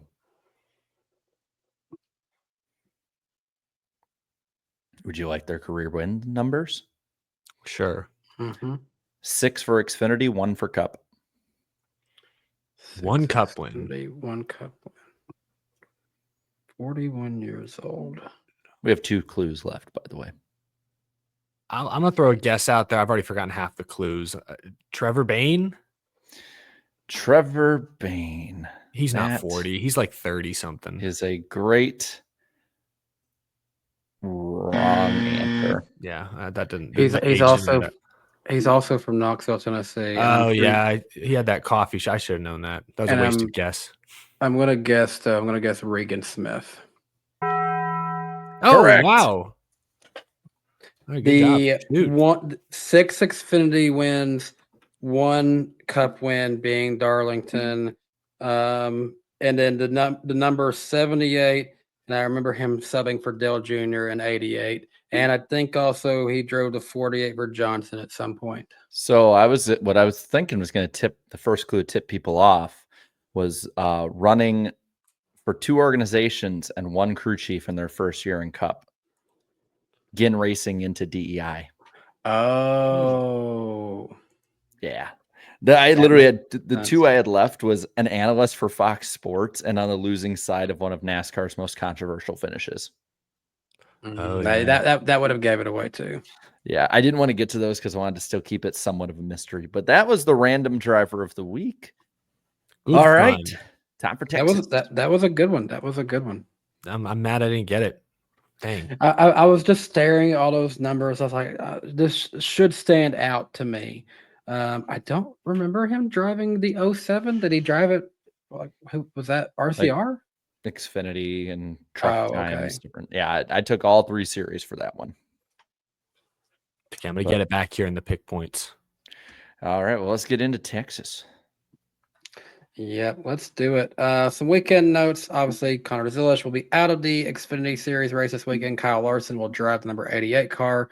Jesse Love will be in the Beard number 62 Cup car this weekend. Riley Herbst will be down in the Xfinity Series driving number 19 car there. Brandon Jones will be in the Tricon number 1 truck. He's been driving that truck quite a lot this season so far. Carson Hocevar will be in the Spire number 7 truck, sponsored by Chili's Ride Dente. The Cup Series race is the Werf 400, presented by Liqui Moly. 267 lap race, broken up 80 laps in stage 1, 85 laps in stage 2, and 102 laps in stage number 3. The start time for this race is 3:30 p.m. Eastern Time. It'll be on FS1 and the Fox Sports app. Radio coverage, you can listen to it on the Performance Racing Network and Sirius XM. The purse for this weekend is $11,055,250. Weather looking pretty good, pretty solid. 78 degrees, mostly sunny, and only a 10% chance of rain. The defending winner of this race, Chase Elliott, who was sponsored by Hooters, the last ever time we ever saw Hooters in NASCAR. Hooters. The Xfinity Series race is the Andes Frozen Custard 300. This is a 200-lap race, 45 laps in stage 1, 45 laps in stage 2, 110 laps in stage number 3. The start time for this race is 2 o'clock p.m. Eastern Time with TV coverage on the CW. You can listen to it on the Performance Racing Network and Sirius XM. The purse for this weekend is $1,651,939. Weather for Saturday, we got 77 degrees, partly cloudy skies, and a 9% chance of rain. The defending winner of this race, wish we could be saying Ryan Sieg, but it was Sam Mayer in that photo finish we saw last year. The Truck Series race is the SpeedyCash.com 250. It is a 167-lap race with stages broken up 40 laps in stage 1, 40 laps in stage 2, 87 laps in stage number 3. The start time for this weekend's race is 8 o'clock p.m. Eastern Time with TV coverage on FS1 and the Fox Sports app. You can listen to it on the NASCAR Racing Network and Sirius XM.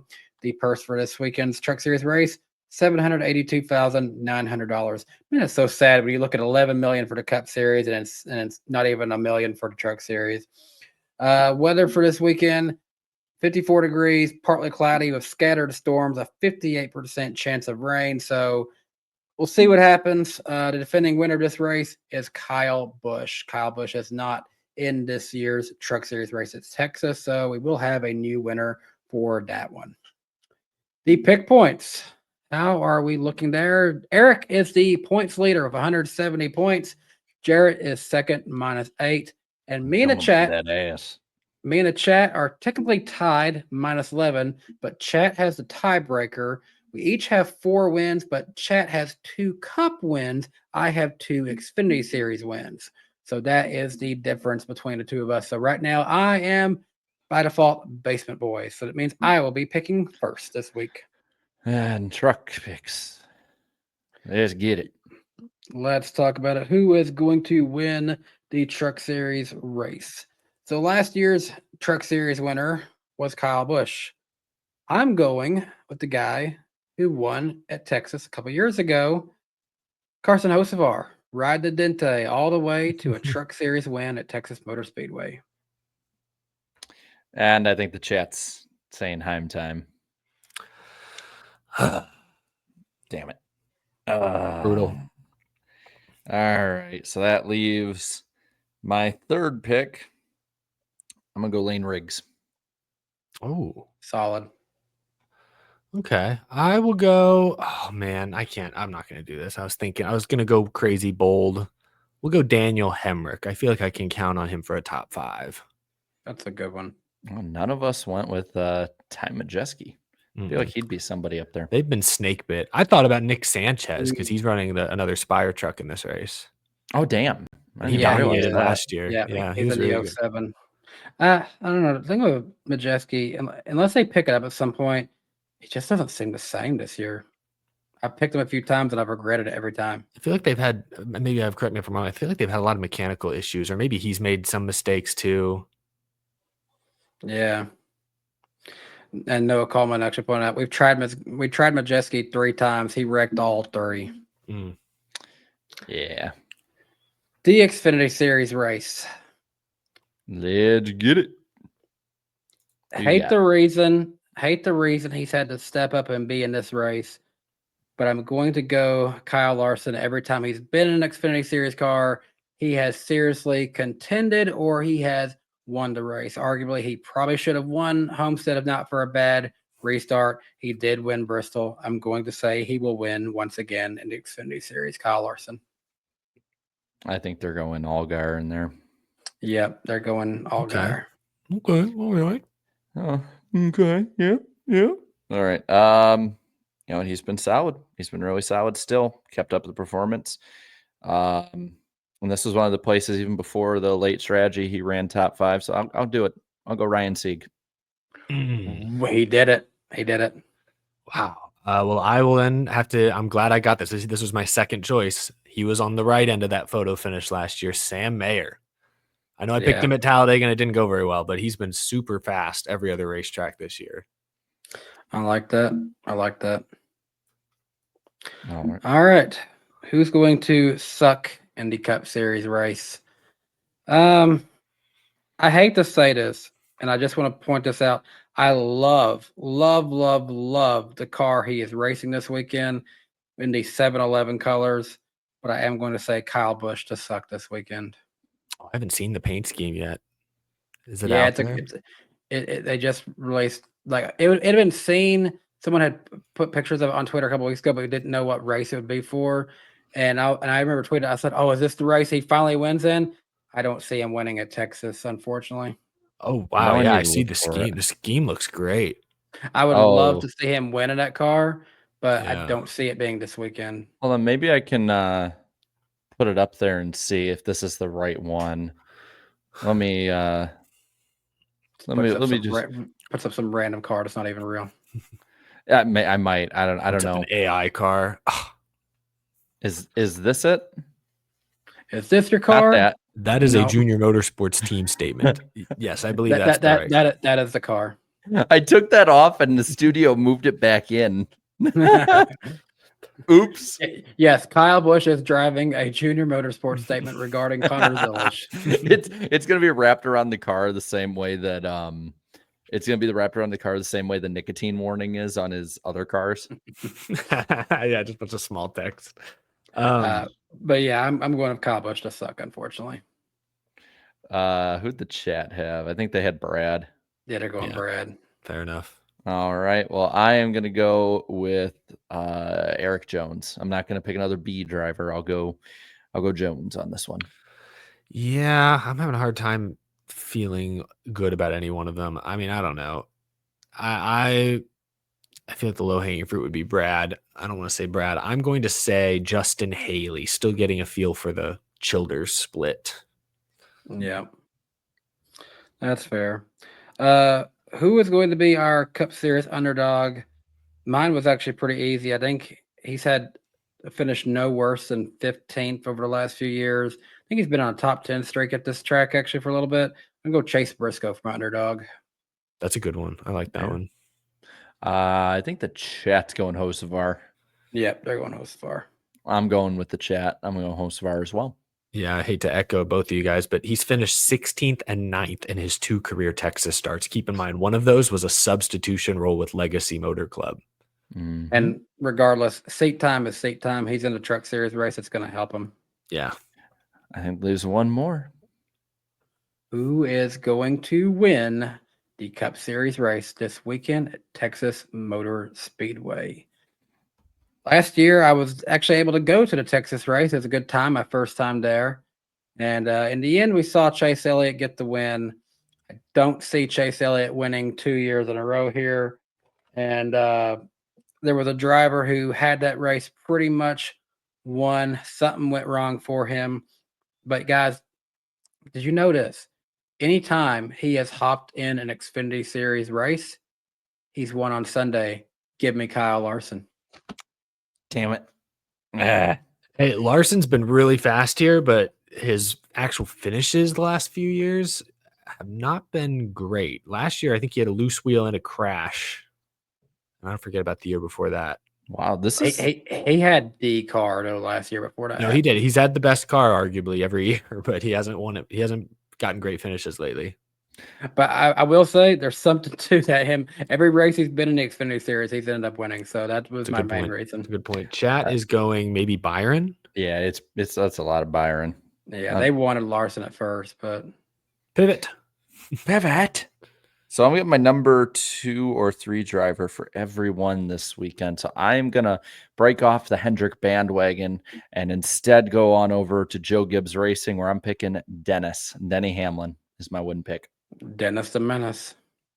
So Hamlin. All right, Hamlin was not even on my board.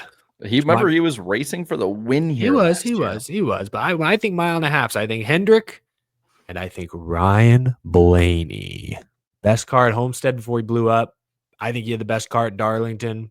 He's won at Texas before next gen all-star race with the window net flapping open. I'll take Ryan Blaney.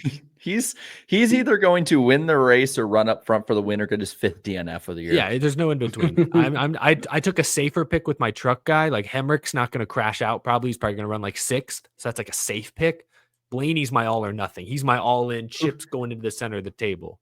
Whose pit crew do you trust the most if it's a late race stop and restart? Oh, not Ryan Blaney's. That's fair.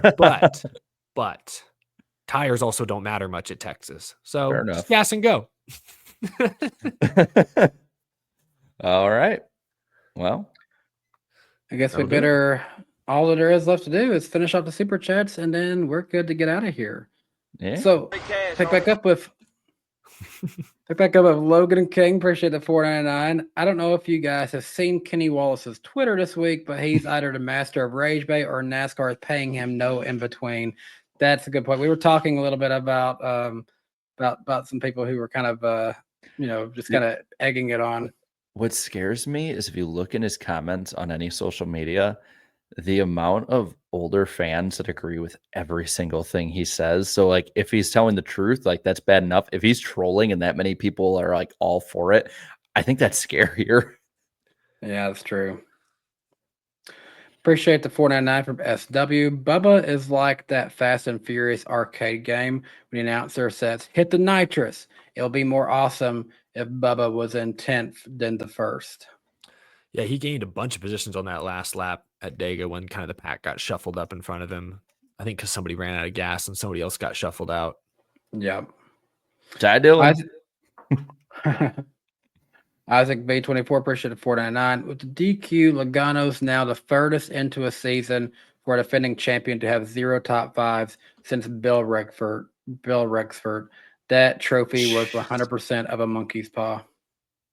Monkey's paw. Oh my gosh. I like the creativity. I mean, but this just sounds like the type of season that means Logano will win again, right? I mean, that's just how this goes for him. No, it's an odd number year. It'll be centric this year. Still got to be a Penske guy, remember? That's true. That's true. We were talking about earlier. It's his time. It's his coming out party. So if it comes true, I need somebody to clip that and then tag me in November, because that would be one of the greatest predictions that was not meant to be a prediction ever. And I'll just be like, see, I know what I'm talking about. I got it all right, man.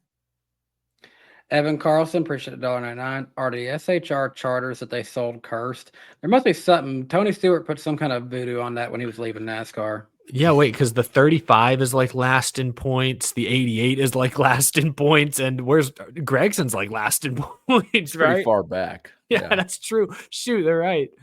At least Gregson just got a 4th place finish. So yeah, he may be a little better now. I don't know. Alex Love, appreciate the $5. To quote the hit song by Asia on Joey's rant, it was the heat of the moment. That it was. It was a heated moment. That is for sure. Here is our weekly visit from Vogues. Appreciate the $20, Vogues. Just double checking that we're all still down for tax evasion Tuesday next week, right? Not I. I put mine in, and we're all solid. We're good on that part. Next Tuesday. Wait, it wasn't tax day like a few weeks ago? Yes, it was. So now it's time to evade. If you missed it, I see. Well, maybe you should have fled the country already. No, the evasion's been done. 505 Doom. Appreciate the $10 from you. NASCAR have 4 to 7 years before it goes belly up in the broken water. I don't know if it's really.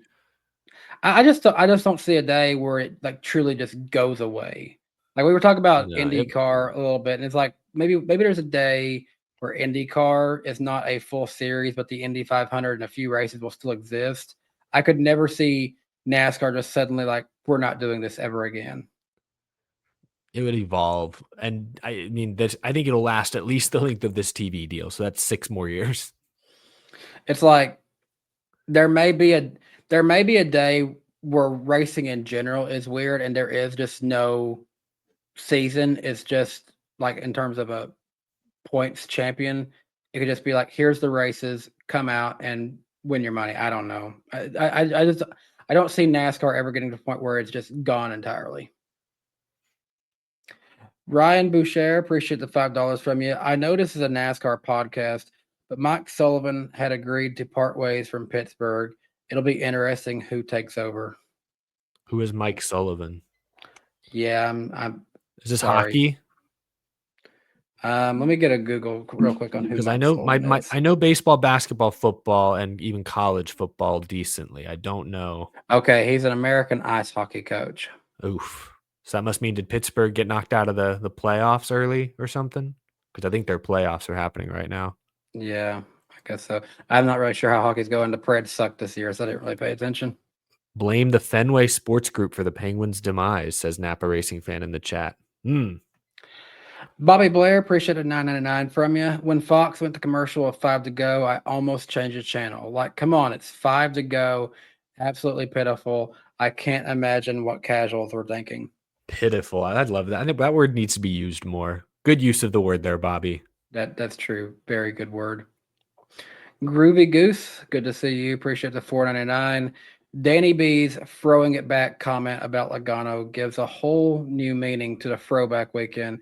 Thanks for the stream, guy. Appreciate you being here, Groovy Goose. Good to see you. That's funny.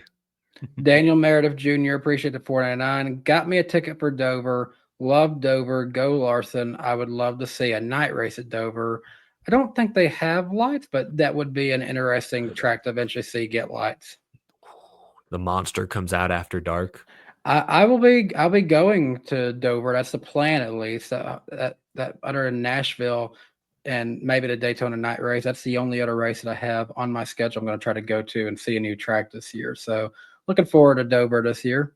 Throw a beach ball on the track for my prediction. Yeah, and get my essential pass revoked. Yeah. Shh, they don't need to know it's you. There's only 1 million cameras there. Maybe there'll be a Fox Sports producer that'll be doing the broadcast and they'll completely miss it. Just don't be near kids. Tony Suarez, appreciate it, $4.99. Did any of you guys notice during one of the side-by-sides for commercial, it switched to Fox's ghost car thing for a few seconds? I saw that. Just reminded me how badly I missed having Race View on my laptop as a second screen. The Max thing is cool, but man, Race View is legit. Daniel Meredith Jr., appreciate it, $9.99. Eric, I agree with what you said on your show, pre and post race on the cars. I'm a Class A CDL driver. I have to do a pre and post trip. The reason is for safety. Can't cut corners on the DOT or the DOT gets you. Yeah, it's. I think what I was talking about on the show was how little time there is to thoroughly inspect every car pre-race because they have 40 cars in each series. The weekends are already condensed enough as they are, and it sounds like he's talking about even just traveling to the track. It can be tight. The window's tight, so yeah, maybe they can adjust the procedures in some way, shape, or form. But I mean, it's always easier said than done. This is a classic Family Guy reference coming up here from SW. Appreciate the $4.99. Chastain be like, ha ha ha ha ha. Those animals are so freaking funny. It makes me want to block Toyota without looking. Yeah, Rumsfeld. That's a good one. Ryan Idiot, appreciate the $2 Canadian. Was frustrated at the caution till I saw the crash. Talking about the Connor Zilisch crash is what he's referring to. I agree. Yeah, I was frustrated, but then once you know what happened, it's like, yeah, I can't get too mad about that then. Yeah, definitely glad they got medical people over there pretty quick. Aiden Whittick, appreciate the $5 from you. Thank you guys. You got me back into NASCAR going into 2021 since Larson was gone. And ever since, you all are my go-to for content, especially Eric. Appreciate that, Aiden. Happy to hear it. We're able to help you out a little bit. Yeah, thanks for supporting the show. Thank you. Isaac V24, appreciate $1.99. I think this season broke Jarrett. LOL. The only thing that he's looking forward to is the birth of his child right now. Yeah, that in Texas. I'm looking. The last 4 have been bad enough. I'm looking forward to Texas, and then, well, Kansas coming up. Kansas coming up. That's what you really need to look forward to. Yeah, Kansas. What's so great about dumb old Texas? That it's not No, a short track or a road course with this car. I was joking with Risk because I've made it known I haven't been a fan of the last couple races. I'm like, watch Texas is bad. Watch Kansas has an uncharacteristically bad race. The Wilkesboro All-Star race won't be the greatest. And then either like Charlotte or Michigan or Mexico or Nashville. Like one of those weeks is when the baby will be born. And that'll be the first race I missed since 2004. Will be the first good race that we have. I mean, I have a feeling, kind of like a couple years ago, the Coke 600 will probably be one of the best races of the year, like it has been for a little bit. Because that's when people start realizing, like, hey, can we get rid of the Roval now already? For crying out loud. Appreciate the $5.02 from Shorty PJM. Hashtag Austin Wendrick, indeed. Plus BW P7 in points. About grade me with the stage 1 blocks though. Plus my family revisited and ate near Daytona International Speedway on Sunday. It's a good time to be Shorty PJM. You just need, her other drivers are Bowman and Blaney. Just need those 2 guys to find a way to victory lane, and Bubba needs to get to victory lane, and they'll be having the season of their life right there. Hunter Nixon Fishing, appreciated $9.99 from you. I get so frustrated with Fox and the executives. Then I go play golf, and all of a sudden I'm not so frustrated with Fox. Something else to be frustrated with. I would be awful at golf. Hunter, be like me, stick to fishing, bud. I am awful at golf. The few times I've went. If I'm going to go stand outside all day with a big long stick in my hand, I'd rather it be a fishing rod and I can at least fight something with it. Throwing it back. Danny talking about his big long stick in his hand. Big long stick, get fought by a big bass, and he throws it back out of the water. And if he's lucky, he'll get a little wet. I broke Danny. Went on Saturday with bleeding all over me, actually. Oh, whoa! What the? True statement, but spam eagles in the chat. Oh man, Red Dog 81, appreciate the $5. Did you see Mike Joy's comments on the Happy Hour podcast about NASCAR having trouble attracting new fans? And if so, what are your thoughts? I don't watch Happy Hour podcasts. I'm sorry. Yeah, he kind of just mentioned in passing, like, sports kind of struggling to reach specifically younger fans. And I think we can all attest to the importance of a strong console video game that they haven't had for several years. I saw a post from Adam Stern today that one of their, I think, Roblox or Fortnite crossover things apparently has reached millions and millions of players, which that's a really good sign. But, the product on track, aside from the last few weeks, has generally been good. I mean, last season was full of highlights and phenomenal moments. But once fans get here, once you hook them in with the viral moment, like a 3-wide Atlanta finish or the Ross Chastain riding the wall, how do you keep them here? And I think it's YouTube content. I think it's a strong social media presence, a strong video game was how we all learned the drivers and tracks. I think those are the clear-cut places they can start to keep the new young fans that they might get attention from. Yeah. Gary Buki, appreciate the $10 from you. I mentioned this on Jarrett's stream, but did any of y'all see Hocevar sliced Frida pack down to the back stretch with like 20 to go and dirt track it? Fox didn't comment it, but I was like, yo. Well, Hey, yo. that's probably part of the reason, he ended up in the top 10. So good moves by him, helped him get in a position where he needed to be. Chase Fan 9, appreciate the $4.99 from you. What is it with Cindric pissing his teammates off? Reminds me of when he fenced Blaney to win the 500. I'm not even a Blaney fan, but that was foul. Yeah, I mean, it was 100 yards from the line in the Daytona 500. It was far from the most egregious thing we've seen, but I get that. It's just a Penske That was thing also in his general. rookie season, so Yeah, it's also just a Penske thing in general. I mean, we know Cindric is a little bit of a hothead. I mean, he's right hooked somebody at least once this year, maybe twice. But like also back when Keselowski was there, he and Keselowski used to call out Logano at drafting tracks for throwing bad blocks. Like yeah. they're up front at these tracks a lot. They race around each other a lot, and they make mistakes a lot. And naturally, if you're racing around someone a lot, you're going to make mistakes sometimes. And I just think that naturally leads to some additional tension. Daniel Meredith Jr., appreciate the $4.99 from you. NASCAR, go back to the 5 lug nuts and put the number back in the middle of the door. Add some horsepower to the cars at All-Star race. Spam American flags in the chat, baby.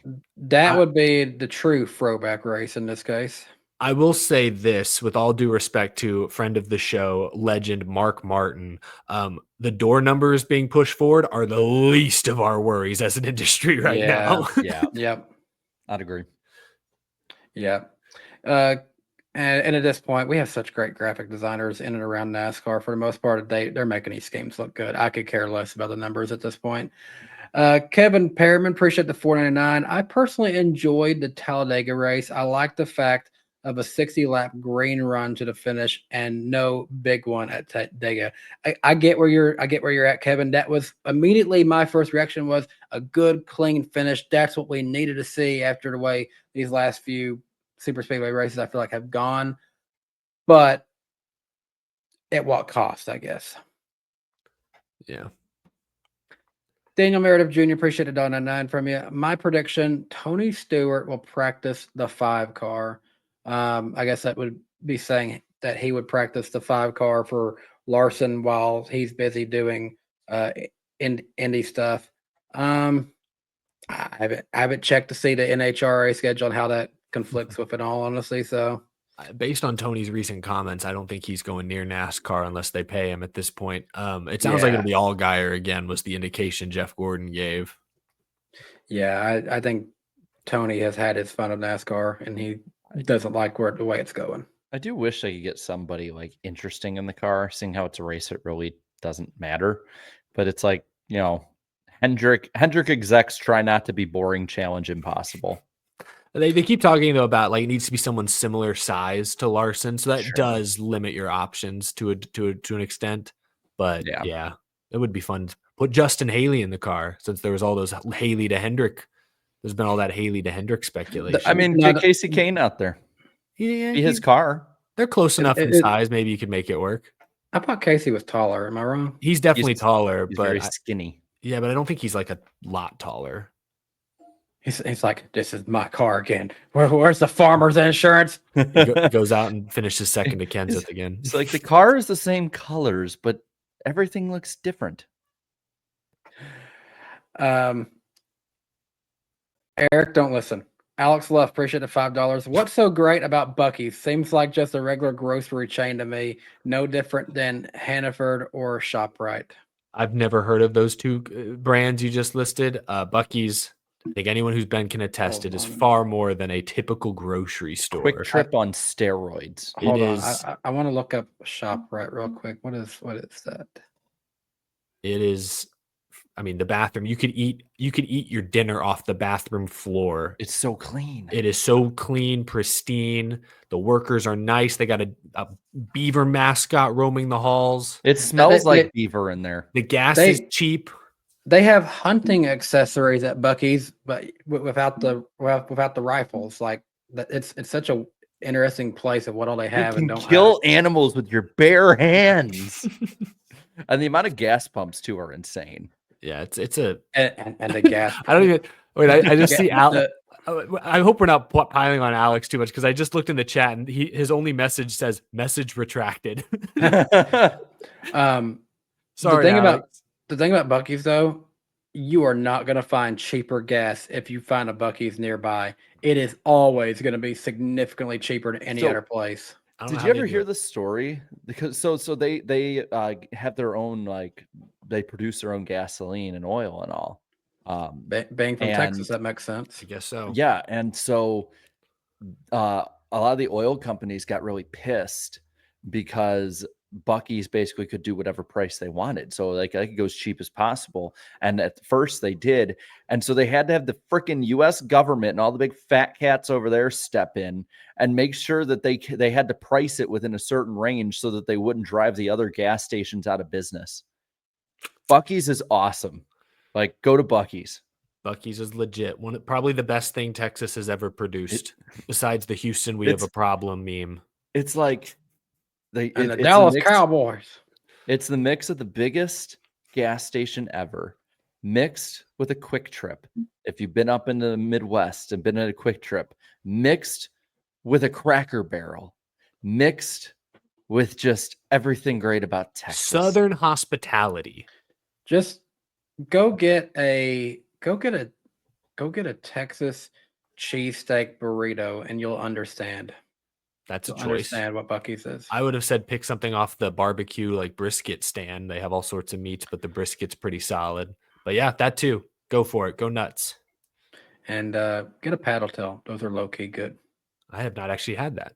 I'll have to You've add that not to had my a list. paddle tail? I've not had that from Bucky's, but I'll add it to my list. I got to go. You better get going to Bucky's right now.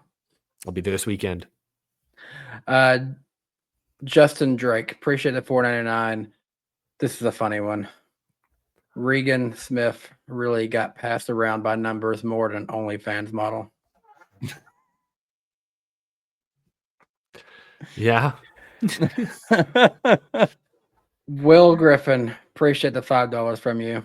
I got Regan after the first question. Secondly, I want to see the HMS Alliance teams say screw the fuel saving and go full speed during Daytona in July.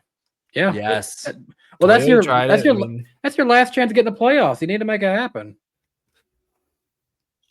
Let's do it. Blake Feeman, appreciate the $4.99 from you. Elton Sawyer raced in the 90s. Of course, he likes the package. It's very similar to races in that time period. Change does need to be made. At least they could separate back then.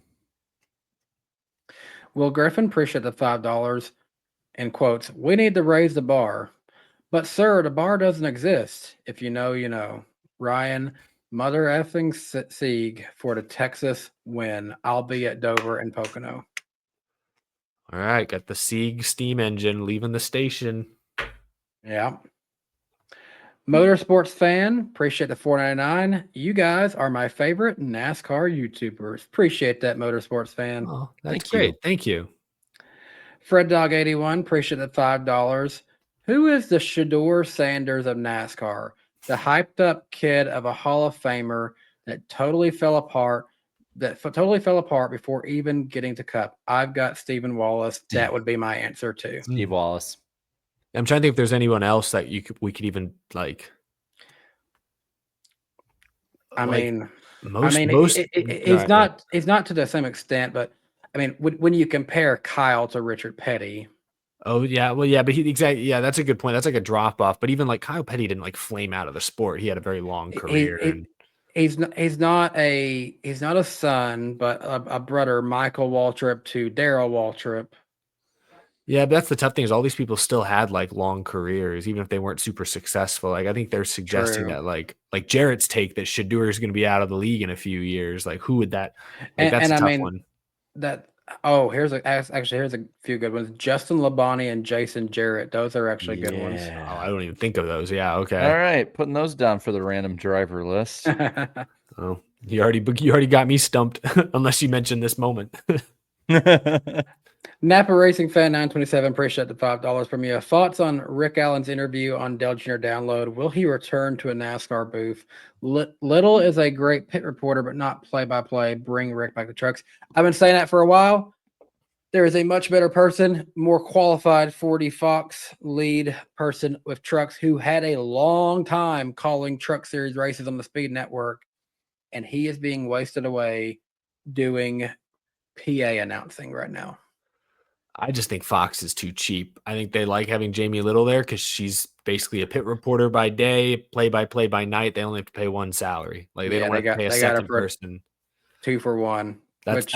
That's how I feel about it. That's probably why they didn't go after Rick Allen in the first place. I mean, there's no way to notice, but she may be getting a bigger salary now, taking on more work. But She might be, but it's probably not equivalent to paying two people, especially like Rick Allen. He's not going to work for free. I mean, the guy's been a Cup broadcaster for 10 or 12 years. Like he's going to command a respectable salary at this stage in his career. And my guess is Fox is too cheap to even consider it. But maybe my theory is if and when Mike Joy retires in the next few years, Jamie Little, maybe she's taken huge steps forward by then. Maybe someone like an Eric Brennan is more developed, but my guess is they'll still be a little too young, a little too green. That could be a spot for Rick Allen to jump in a couple of years and take over the Fox Cup broadcasts until someone else is ready. For a second, Eric, you scared me. I thought you were trying to suggest that Jamie Little was going to replace Mike Joy. I'm saying right now, if Mike Joy retired tomorrow, she probably would. And I'm saying they can't. That's when you got to call Rick Allen. Do not give me that world. Here's the other thing that we got to keep in mind too. How willing are you as an announcer, Cup, for Mike Joy and especially trucks right now with the experimentation of it? How open are you as an announcer to being in a studio instead of at the track? Because that's the future and that's where they're going with it. That's true. Which is why we commend our good buddy John Ramos for being in a position where I feel like he can do both. He's used to watching stuff virtually through iRacing, but he can also hop in the booth at Nashville, Fairground Speedway, or at another track somewhere, and he can call it either way. Guys like him are going to be setting themselves up good for the future. Yep. Indy Carson, 2025. Appreciate the $4.99 from you. This season is worse than 2008. I've only watched 2.5 races this year. That's how bad I think it is. No favorite driver equals not worth it unless in person. It's an interesting take to have only watched 2 races and say it's the worst season ever. I understand if your interest is at an all-time low. That's fair to say. Yeah. I mean, to me, 2008 and 2018 are the two low benchmarks. Like where I'm like, I would agree. You gotta. I'm not going to give that kind of grade until we get to the end of the year because I've seen great seasons putter out and I've seen really terrible seasons that have bangers at the end of the year that get me more excited than ever for Daytona.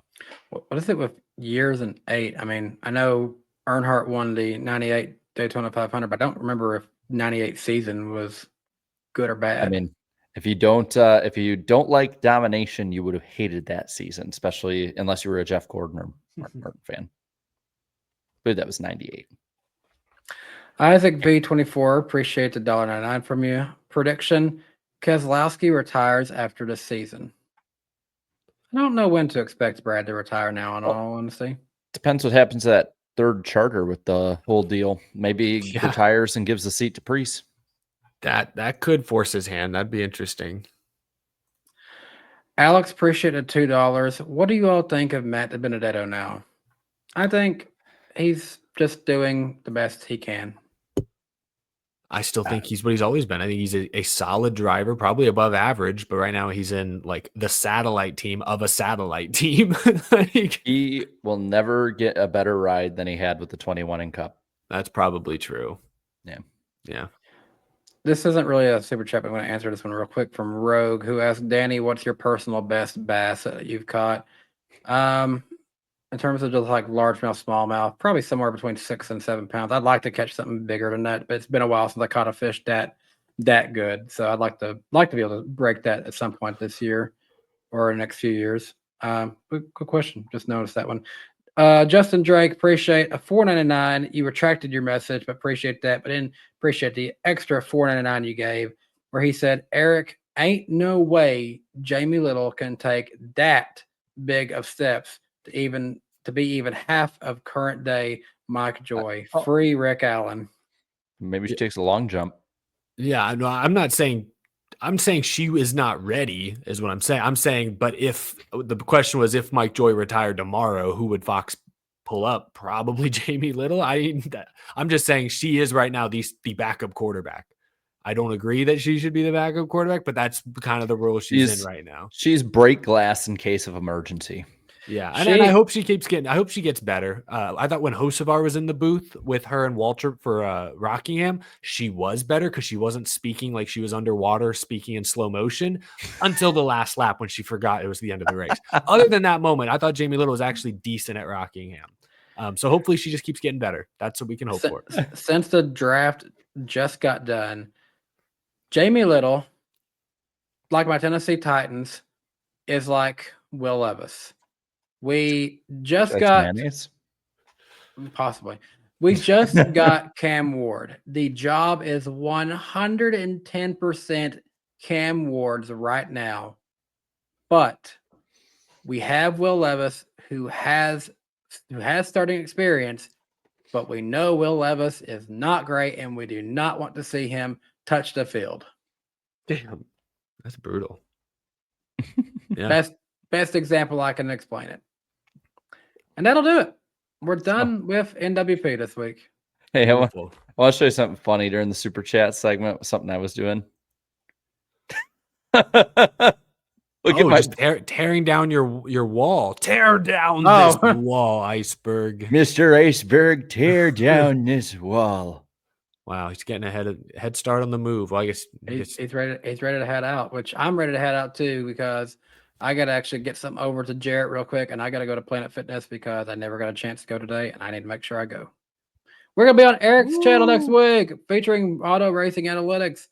See you then, 8 o'clock p.m. Eastern time. We're going to talk about what happened at Eric's favorite racetrack ever, Texas Motor Speedway. Yeah, boys. Before we go, shout out Houston Rockets. Extended the series tonight. Needed that for my own mental health and sanity. One day the Warriors will be vanquished. I don't know if it'll be this day, but one day. Warriors. It's not happening now. It's not happening tomorrow. It'll happen one day. One day. One day we're going to leave. So I guess. Drivers, start your 3, 2, 1. green flag. Started off right, pal. Right on, come on. Get outside. 3 wide, 3 wide. Unbelievable. Where you playing? We're going. I like the aggressive. We probably dropped a great car. You can go tell all those guys up there they can suck it. What we're about to do is not a good idea. All good. What is he doing? You gotta be kidding me. Half the pack is flying apart. It's so nice to see at the line. Oh, pack of cars come piling in as well. Come. Come in the light. Hello. Come back, bottom. That was incredible.